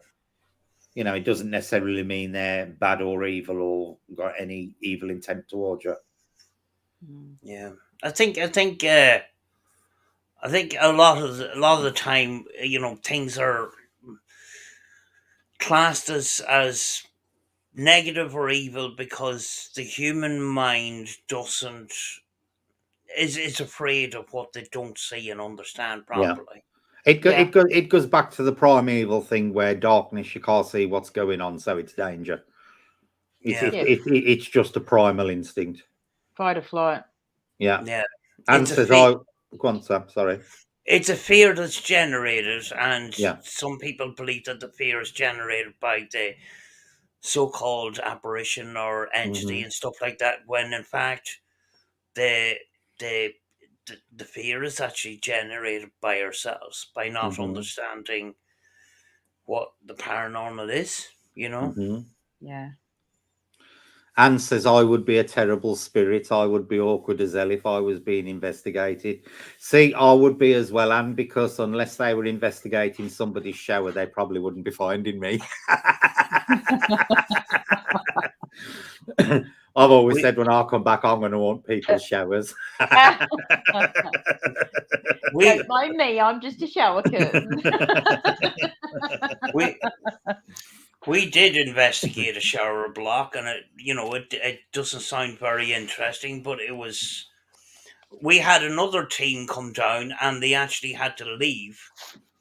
One of them threw up vital. Well, felt they were extremely ill, and they believed that the energy inside that place was thick like soup. Mm-hmm. Do you Wow. know? Yeah. Yeah, you can usually tell when people's reactions are genuine or not. Yeah. I've seen people go, "What's that?" And then the next Yeah. minute they're like, "Hey guys." Yeah. Yeah. Don't Fairy forget to says subscribe. Fairy says if you look at how the Bible describes angels, they can be scary, mainly the wheels of eyes. If you actually read a lot of what is said about angels in the Bible, they're quite cold and calculated, and more than capable of doing what would be considered evil acts. More than capable of it. Yeah. Parasolo says they want to get an SLS. By all means, get one, Parasolo. You know, I would say never. Little Jazz says, I always thought demons try and kill you. See now, Jazz, that is an Hollywood influence. A demon's purpose is not to kill you; it is to corrupt your soul. If you're dead, they can't corrupt your soul. They are there to lead you into temptation, according to the Bible. Seagull says they do seem to be easily confused. They'll try to map windows, frames, or stick figures, etc. Yeah, that is exactly what they do. Yeah, that's why just keep the thing still. Yeah. Parasolo says SLS cams are meant to be used while keeping it still.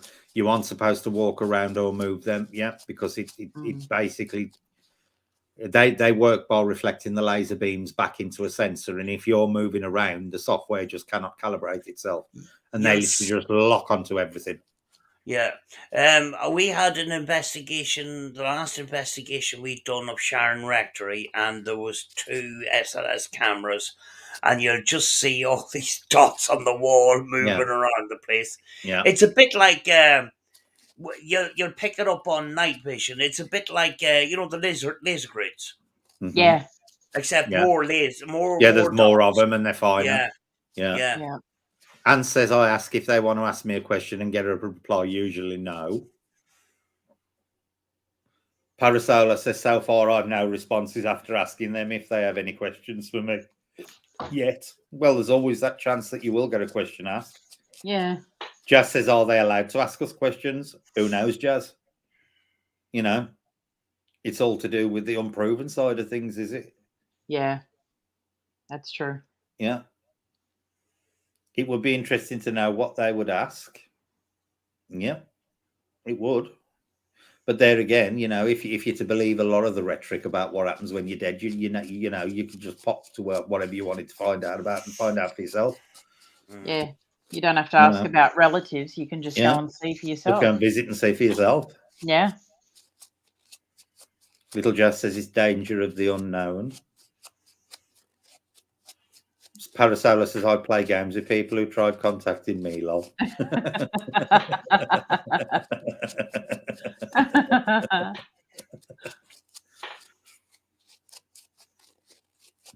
Tom says, see, I done typo, but I don't hear my keyboard, lol. I think you mean 8, Tom. Pat says, do you believe people can astral travel?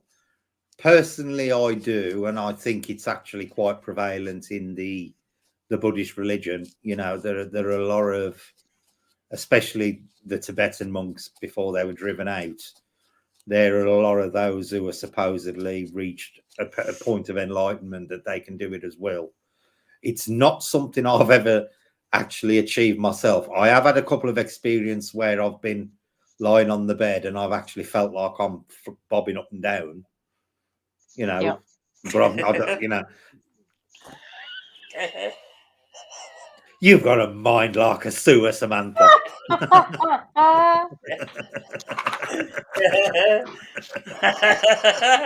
usually the one that slips up. You know, I have had the feeling like I'm on a boat bobbing up and down, Sam. Okay. You know, but I've never felt like I'm actually drifting anywhere. But I have spoken to people who have claimed to have done it, and I've actually, you know, spoken to people who've said things that were quite convincing about while they were out the body and saw things that they shouldn't have been able to. Have you ever done it, Sam? Have you ever bobbed up and down on a bed? No, not in a while. Not in a very long time. I'm not going to go into my personal. I'm not going to go into my personal life on stream. You have, ain't you, Julie? You got 3 kids. That was a long time ago. Have you ever experienced astral travel? Once, I believe, maybe. Right. Maybe. Yeah. I can't say with certainty. That's the story I told you guys about when I went to the Hall of Records. Yeah. And I saw a reptilian. Oh. Seago says, "What else the bed's for?" Question mark. If any of my relations are watching me right now, it's not what it looks like. Sorry, Dad.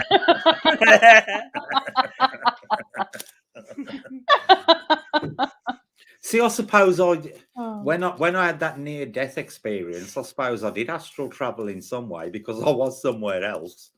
So I suppose I have astral travel, but I've never actually had the experience, because people, say they experience floating out the body and traveling to places where, when I had that NDE, I was literally in my body 1 minute and somewhere else instantaneously the next, and it wasn't like I didn't consciously do it. That's how it felt to me. And at the time, what was weird is, even when I was there, I didn't even question why I was there, sort of thing. It felt like it was, perfectly normal for me to be there. There was no question of what am I doing here, sort of thing. It just was. Anne says she astral travel once, was an amazing feeling. Did it require a lot of bobbing up and down on the bed, Anne?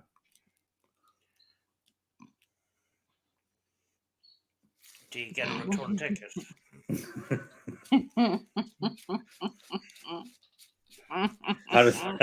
Parasolo says that would certainly be interesting to astro travel. I wonder, is it cheaper in the winter time to astral travel than the summertime? Might be. Fairy says, "What about light speak, which seems to be the thing of the?" I've got to be honest, Fairy, something I've never heard of. Light speak. What is light speak? Oh, Anne says she didn't bob up and down; she went straight up. That was quick, Anne. Light speak. You'll have to elaborate on the light speak, because we don't know. Yeah, I know. She's about to do a course in it. I've got to be honest; it's not something I've ever heard of. I know. No. I know light or sound can travel through light waves. I don't know if that's. Funny enough, it hasn't been investigated a while out in the paranormal, but actually, you can transport sound through light. Mm-hmm. But yeah, some people have messed around with stuff like that. It's where people use their hand and speak another language. It is on YouTube. I've read of cases where people have been in comas, and when they've come round, they speak another language. There was a very famous one a number of years ago where a guy was involved. I think it was in a car accident, and he was in a coma for 6 months. And when they brought him round, he spoke fluent Italian as well as English. Wow. And he was literally fluent in Italian. It happens with people with heart transplants as well. Mm-hmm. Sometimes. Yeah, I have heard people who have transplants take on either speech patterns and stuff like that of the transplanters. Isn't that fascinating? Mm-hmm. It is where people think they are talking to a higher being. Oh, that might have been what I seen on YouTube once. There was this woman, and she had her hands in the air, and she reckoned she was talking to someone, and she was doing all this other stuff. Speaking in tongues. speaking in tongues, possibly. Yeah, I have. Yeah. I've seen that. I've seen that in a Pentecostal church. Mm. I used to have a friend who was very big into the Pentecostal church, and I actually went to one of the services with him. And I got to be honest, I had a very hard time controlling myself there for all the wrong reasons. Mm. You know, because it did get quite intense at some points.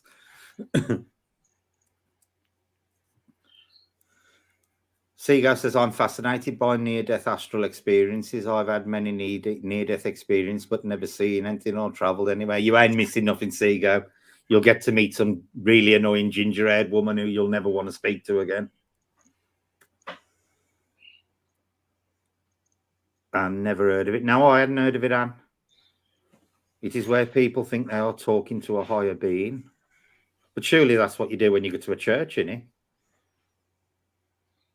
That's what people, you know, they think they're going to speak to an higher being. When I died and come back, I saw beautiful things.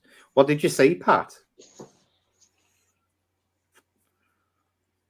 Fairy says she'll find the link. I've got to be honest, Fairy, that's a new one on me. Just have to look that one up. I've heard it, especially in UFO circles, there are a lot of people in that area of the paranormal that claim they speak to beings of light, but that, you know, they claim they're alien species. All new things happening in the world today. I'm 75. It's all after me. Yeah, I've heard of light beings in the UFO, particularly in the UFO field, but I've never really heard it in terms of, you know, of ghosts. And obviously, you get people who claim they've had a vision, and, you know, like when the Virgin Mary or somebody's appeared to them and they've been in bright glowing light. But I've never heard of people actually instigating it. Silvery gardens and trees with beautiful singing. That ain't what I heard, Pat. I got stuck in a bed with some annoying ginger-haired woman. She weren't in the bed with me. Let me just clarify that. Perhaps that's why I've never actually died. Just had many, many close brushes with death. Yeah, see, I actually died twice in the ambulance. But it was that was probably one of the weirdest experiences of my life, I've got to be honest. And nothing like what people say when you pass over and go down tunnels and stuff. I don't experience any of that. I just about learned how to use a keyboard, lol, Tom. I heard from a relative of an ex that when their father was dying, he saw blackbirds. Right. And it's supposed to be a phenomenon. Like, Birds are psychopomps. They're basically, it's a lot, and particularly in the Hindu religion, that's why you see a lot of Hindu people in parks feeding pigeons and stuff. They believe that birds carry the souls to heaven. They guide the souls to heaven. Birds are well known for being psychopomps. Ah, okay. They're soul guides. When a person, so it is a thing. Yeah, when a person passes away, some believe they go into the bird itself, and others believe they're guides, that they guide the soul onto the next stage. Wow. Paris says, going to sleep and having a visit to your past life. I was a prisoner in a dark place and was starved and eaten to death by rats when I was 2 weeks. That was over 20 years ago. I had that dream. Yeah, I certainly wouldn't want to have that dream a second time. No. Wow. Jazz has a good question there, Brett. Is there actually a thing called Angel of Death, or is it a Hollywood thing? Personally, I think it's an Hollywood thing. I don't believe there's any specific angel that comes for you, sort of thing. And I think the Christians only based it off the ferryman in ancient Greek mythology, that guides the souls across the river Styx and stuff. Yep. and Hades himself, because they did incorporate a lot of older religions into the Christian religion to force the pagans basically to turn Christian. They incorporated their gods, and I think that's where the angel of death comes from. I have heard hundreds and hundreds of reports where people close to death have actually started talking to family members who've already passed away. Yeah, And I've heard that. I think what is really interesting in that respect is you would think that they would talk to people who were still, living people who were still close to them. You would think that's who they would talk to, but the vast majority, they do talk to people who have actually already passed over. And I think that in itself is interesting because, your mind normally jumps to the familiar. So the most familiar thing to your mind when you're in a state of, if you know something's happening to you, or you're in a state of panic or whatever, you're going to reach out to the people around you, your family members and stuff who are still with you. But a lot of people who die, they speak to mothers and fathers or spouses who've passed over, or brothers and sisters. And that is extremely common for people who are literally minutes from death, or sometimes hours from death, will start talking to, for want of a better term, dead people. There was that story going around, I think it was on the news as well, the social media, of a nurse who was with an elderly patient that was dying. I think it was during COVID, and they were on their own. And all of a sudden, the curtain, the woman in the bed who was dying turned around and said, "Oh, my husband's here," just as the elevator door dings open. No one in the elevator. And then the curtain at the end of the hospital bed kind of moved like a breeze. And she went not long after that. Yeah. My sister, when she first left school, she went to do what over here they do, what they call, well, when we were kids, it was called works experience. Yeah. Was it a YTS, Sam? It was one. It was called a YTS, youth training scheme. And my sister went to work in a care home for a few weeks, and she was sitting with an old lady, and she kept talking about this woman who turned out to be a dead sister.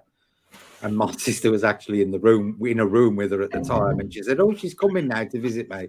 And my sister said the curtain inside the room literally billowed into the room and then dropped back down, and there was no doors or windows open. And my sister says she couldn't get out the room fast enough. Wow. And my sister's got, she's got no interest in ghosts or spirits or anything like that at all.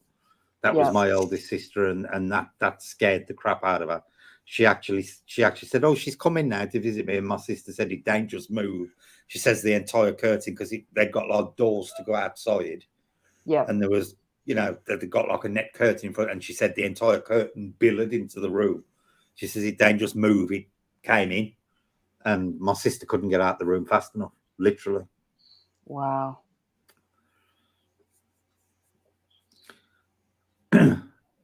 Seago says, "Blimey, Paris sounds like a place not worth visiting again. I regularly have dreams I'm a pirate. Actually, always wearing the same clothes too. I could probably draw my cloak, jacket, and boots.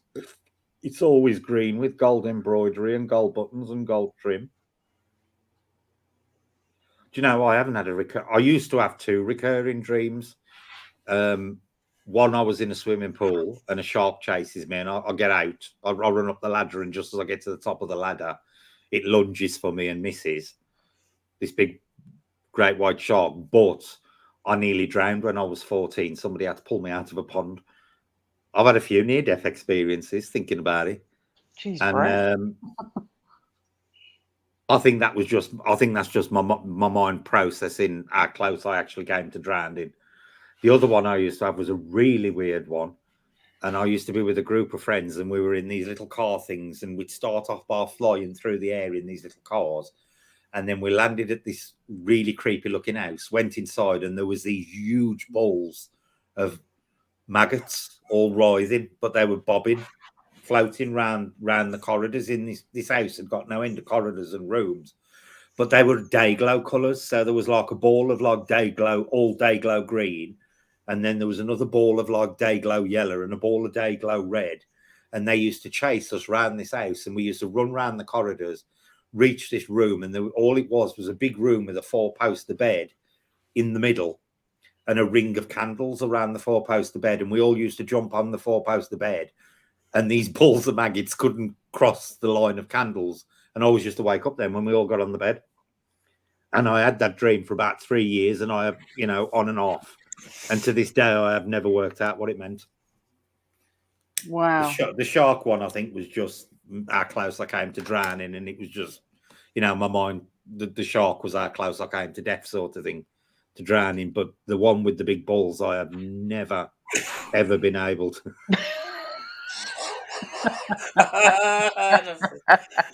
That's the second one on you, Brett. You're on form tonight, Sam. That one, I've never been able to suss out what it means ever. Balls chasing you, and you end up on the bed.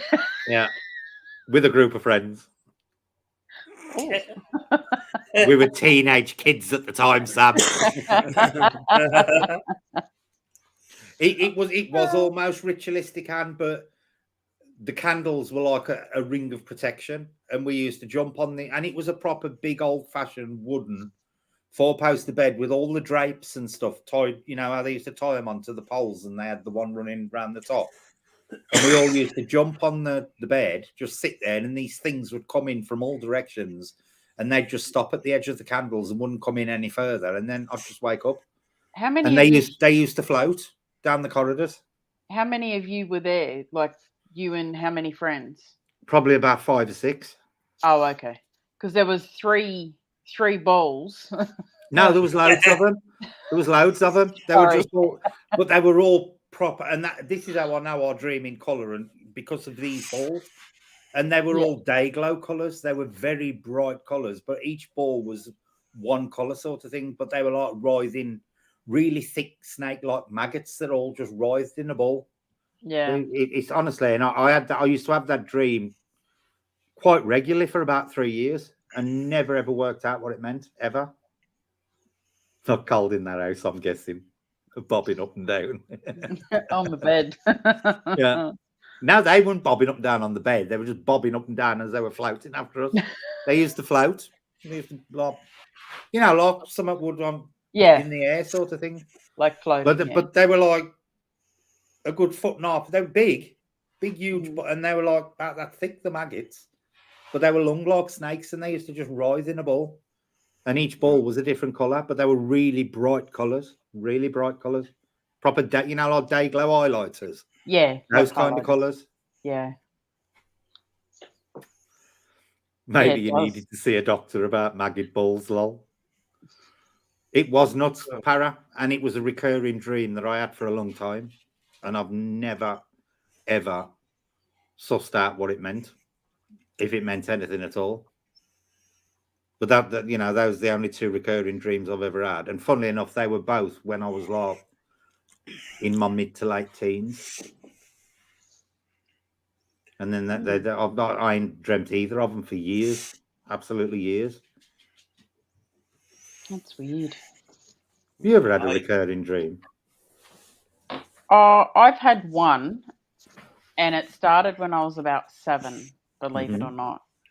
And it was we lived in this house where it had a veranda, and my dad had enclosed it to make 2 extra rooms. And then you walk up the hallway of the house, and probably in about the center of the house, we had like a big lounge room dining. It opened up on both sides. Yeah. And in this dream, I had a singlet and, underwear on, and I'd walk up the hallway, and in the lounge room, we had a brown lounge, and there was a cuckoo clock on the wall. And my dad was standing there talking to someone, and my dad put a dress on me. And then I went and sat on the lounge, and 2 big hairy arms come up and grab me, and then I wake up. And I had that off and on for I don't know how long. I had it lots of times. And the last time I had it, it popped up once, and I had the dream again when I was about 23. And that's the last time I had it. Mm-hmm. I've no idea what it means. It's just weird. Yeah. Have you ever Yeah. had one, Sam?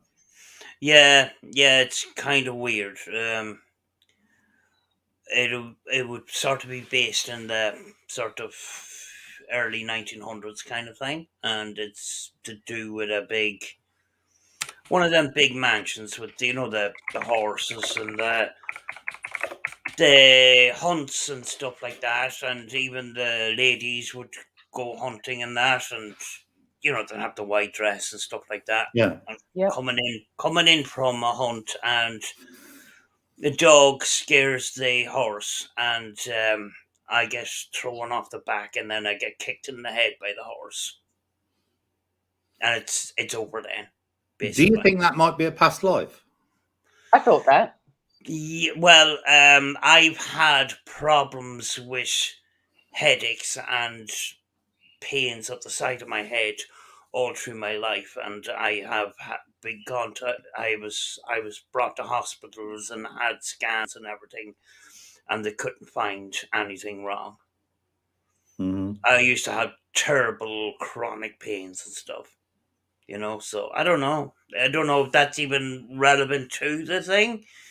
The thing is, if you read a lot of past life cases, you'll find specifically people, especially if they've died a violent death, in this life they have birthmarks or scars in the area where things happen.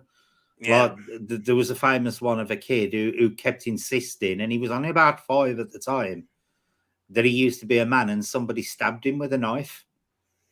And he explained, and he'd got a birthmark, like a scar, exactly at the point where this knife's supposed to have stabbed him. And there's hundreds of cases like that. If you Google a lot of the, like past life cases, you'll be amazed how many people have actually carried whatever happened in that life into this one, sort of thing. Yeah. And I love horses, I love donkeys and stuff like that. But I don't know what's funny about that, but I am actually still very afraid of them. Julie does, she's sniggering. Stop it, Brett. You're still frightened of horses? Yeah. I'm frightened of getting kicked in that. Mm-hmm. Definitely sounds like a past life to me. Yeah. Seago says, you used to have a recurring dream where this huge apartment complex would explode, get demolished. I eventually dreamt I'd go inside and look around, but it'd explode at various stages of the dream. Oh, that's a bit scary, isn't it? Because you never know when it was going to happen. Anne says she's heard of that, where people bear marks from things they've claimed that have happened in past lives. Anne says, I believe of having 4 past lives. Seago says, eventually I found one family in the building that hadn't left and saved them by getting them out. I had that dream for years as a kid. Once I saved the family, never had it again. Wow. Weird, isn't it? Anne says she thought you were scared of cows, Sam. I'm scared of any animal that's bigger than me. So that's interesting that Anne can remember having 4 past lives. See, I've never been regressed, and I've often been interested in whether it would work for me and what I'd actually say. Because you find a lot of these people who put them online, they're lying there in the church, in the chair and having it filmed, and they're going, oh, yeah, I remember being Cleopatra, blah, blah, blah. Oh, he's Mark Antony, blah, blah, blah, blah, blah. And it's the ones who sit there and describe this totally mundane life that I think are the most convincing. The ones who remember being like just some barmaid or a milkmaid or some peasant in a village somewhere hundreds of years ago. I think they are more convincing because they're less of a fantasy sort of thing, and a lot of what they describe is very mundane, and a lot of it tends to be very accurate for the time as well. If people research into it, I am Cat. Hey, I'm Cat. I do think in terms of past life sort of thing, the more mundane descriptions are more convincing for me than the ones who claimed to have been Cleopatra or Joan of Arc or whatever. Because what are the chances of somebody who used to be Joan of Arc or Cleopatra being regressed sort of thing, and conveniently as they're being filmed on for YouTube and stuff? Yeah, that's why I a bit skeptical about the recurring dream of coming off a horse and that, because I was rich. Yeah, but you were nobody famous, were you? No, just kind of a Downton Abbey kind of big stately home sort of thing. Yeah. But but that could be quite believable, because you could have been anybody as such in a past life, but it ain't like you claiming to have been Anne Boleyn riding through the palace and suddenly got kicked in the head by your horse or whatever sort of thing. Yeah. You never dreamt you were somebody famous. You were just somebody who had money at the time, which is still mundane if you think about it. There's not, you ain't actually dreamt that you were somebody famous in history. Yeah. See, the only time I've ever had anything like any memory that I would say would have been a past life, I was actually a peasant girl and I was only little. I mean, I was probably like 5, maybe 6 years old. And I can remember running up a cobble street. And I know that sounds, like people, everyone sees that. But I can still remember the house where my mother was standing with the baby on her hip. I can still remember what she was wearing. I can remember the house, the stairs, like everything. It was just this tiny little freaking house thing with wooden stairs at the front and the street, everything. I remember everything. And did it look like it was still in Australia, or did it look like it was somewhere else? It was like, the old-fashioned cobble streets of London, like in the UK. That's what it was like. And it had the little gutters down the side where the water runs out. And, no, it looked very Londonish. See, that's interesting, the fact that you actually dreamed you were in another country. Because you'd have thought if it was like just your imagination making it up, you'd more liable dream about something that's familiar to you.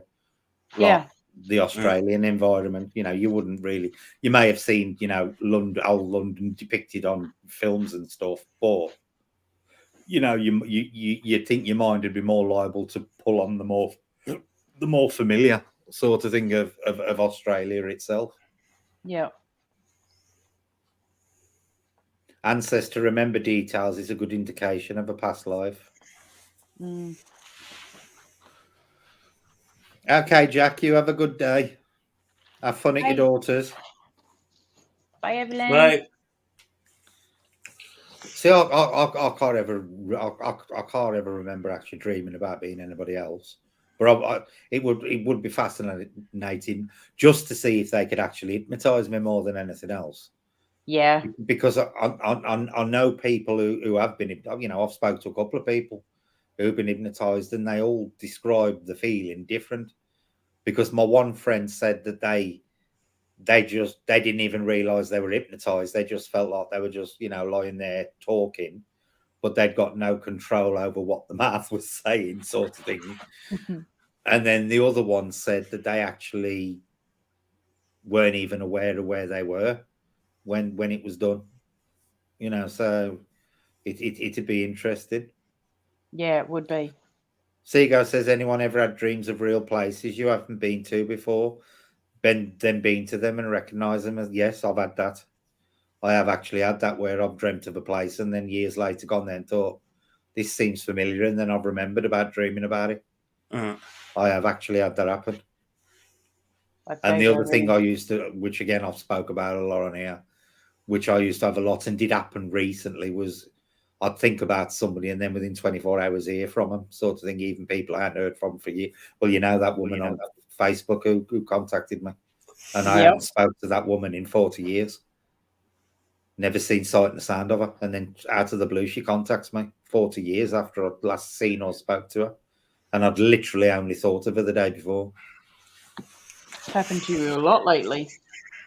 It's a bit like me going to the door knowing that somebody's about to knock on it, or pick up the phone just as somebody's about to ring. Yeah, exactly. Parasolo says, "I'm wondering if we continue to different lifetimes. If so, I'm curious why some who die, their spirits remain in the afterlife." See, I've got my own theories on this. I think the vast majority of hauntings aren't actually ghosts. I believe they are residual recordings. I believe they're just a replay of something that actually went on in the past. I don't believe that they are actual ghosts, as in the term people think they're, an entity with a conscious wandering around. I do honestly believe the vast majority of hauntings are residual. The ones where they're intelligent, I think it's either a case of they don't realize they've actually passed on for whatever reason, or they refuse to accept the fact they've passed on and feel that they've got something else they need to do, as in unfinished business. And then I think everybody else, because I believe you come on this earth each time to learn lessons. Mhm. And I do believe that you consciously, when you return, you put yourself into a body, for want of a better word, where you're most likely to have to learn them lessons. Like, I Yep. think, if you say if I lived my last life as somebody really rich and privileged, the next time I would deliberately come back as somebody in a poorer position to experience what it's like to be poor, sort of thing. So I think the vast majority of people do pass on and come back again to experience new things, and it's very similar. My beliefs are very similar to, I suppose, Buddhist beliefs in that you keep coming back to learn until you reach a point where you no longer need to come back. Yep. But I think the intelligent hauntings, I think that they have literally either refused to accept the fact they've gone over and moved on, don't realize they've gone over, or they feel there's something else they need to do before they move on. Very often we get on ITC, about being trapped and lost and stuff like that. So that could come into it too, Yeah. See, I ain't 100% sold on the trapped idea. I honestly believe that if a spirit was stuck, there's others who could come and help them, sort of thing. I believe that there is something from them that is keeping them here, even if they don't realize it. Yeah, because I'm stuck and I'm trapped a lot, Yeah. Julie, what do you think? In regard to them being trapped? No, in regards to why some stay and why some don't. Yeah, I have very much the same beliefs as you. I think that we come here with, soul lessons that we are to learn, whether that be compassion or, whatever the trait may be. And I think we keep coming back until we learn what we have to, and then we just don't come back after that. Yeah, I've always believed that. Vigo says Fecky's going to be here for a while then. Barasolo says that definitely makes sense. Little Jazz says that happened to her. So what do you think about the ones who are trapped, Julie? Or claim they're trapped? Oh, that's such a hard thing because I don't know, who's to say that it's not just the energy that's left behind. But if it's an intelligent haunting that's actually communicating with you and answering questions, who knows, it could be someone that maybe didn't do the right things in life, or as you said, it could be someone who there's something keeping them here. Yeah.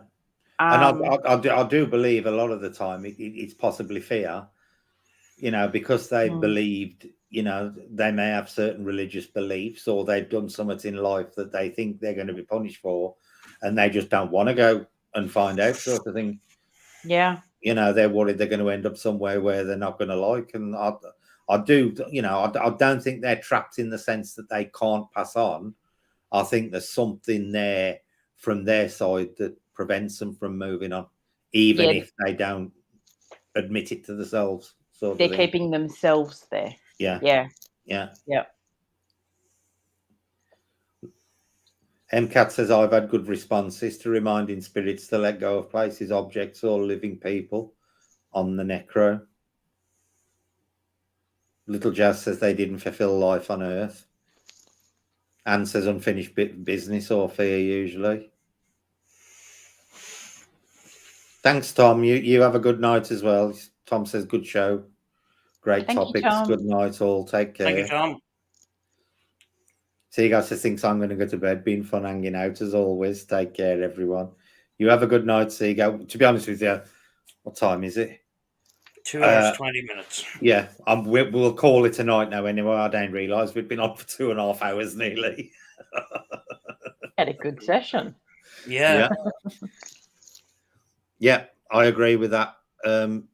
Para, we have a long way to understand it all. We're in the beginning of learning. Yeah, totally we agree can only with that. we can only throw theories at things. You know what I mean? We don't know for sure. You know. Right, we'll just ask this last question before we get off. Then one that Little Jazz has just asked. Do you think evil people, when they die and get reincarnated, become evil people still? No. And I don't believe in the concept of hell either, that you get punished, because I do think that everything you come here for, you've come here for deliberately, and you know, you can't just experience the nice side of life, you know, to fully round off somebody. I think you have got to do naughty things and bad things in some, you know, in some lifetimes to experience the full spectrum of stuff. You know, so somebody who's been a murderer in this life could come back and be a perfect angel in the next. And I don't believe they get packed off to hell and burned in purgatory forever. You know, I think it's a constant life cycle of learning the positive and the negative. Julie? I think that once you get here and you're in a human body too, there's a lot of temptation here. There's a lot that you're tempted to do. But I think that once, as you said, once you go back, I think that it's kind of... It's a white slate, and white slate as to what you've done, but you retain the knowledge of the what experiences. Yeah, it's all a learning process. Sam? Exactly. Yeah, I don't know. It's hard to know, because sometimes you get communication and, you know, you ask to communicate with somebody and then they call you an asshole, and you know, you've got that rough personality coming through and stuff like that. It's just I don't know.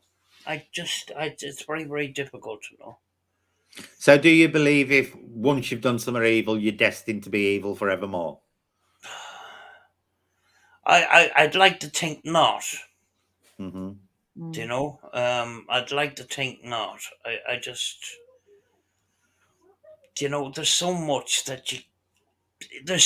questions that we could keep asking, that we could just, you know, we can only throw theories at it because we don't have concrete answers at all, like. And very often you get evidence, and one piece of evidence completely contradicts the other piece. You know what I mean? Yeah. Yeah, I believe you do, Jazz. I believe you do. Remember, I believe when you're on the other side, I believe we're actually part of what you'd consider like a greater conscience. We are like a mass conscience, but we're also retain our individuality in it. What was Kaya doing? She was just like, she's grinning from. Was it Kaya or Coco? Which one was it? The one by the door? Kaya, yeah. Kaya. Yeah, it was a grinning over the thing. Right, we're going to call it tonight then, because we have been going over 2 hours and my throat's getting dry and I am dying for the loo. So thank you all for coming again. It's been a brilliant night again. We've had some nice discussions, some brilliant questions, and some brilliant, you know, opinions in the chat. I'd like to say thank you to Julie and Sam again. Next week, we're going to do something a little bit exciting. We are going to do paranormal mystery boxes. So you might want to come and join us for that one to see what that's going to be all about. So have a good week, everybody. Keep yourselves safe. now that the restrictions have been lowered over here, we don't have to wear masks and stuff. But still do keep yourself safe. And we will see you all next week, Friday at 9:15 UK time again. So good night, everybody, and look after yourselves. Thank you very much. Good night, guys. Good night. Bye. Bye.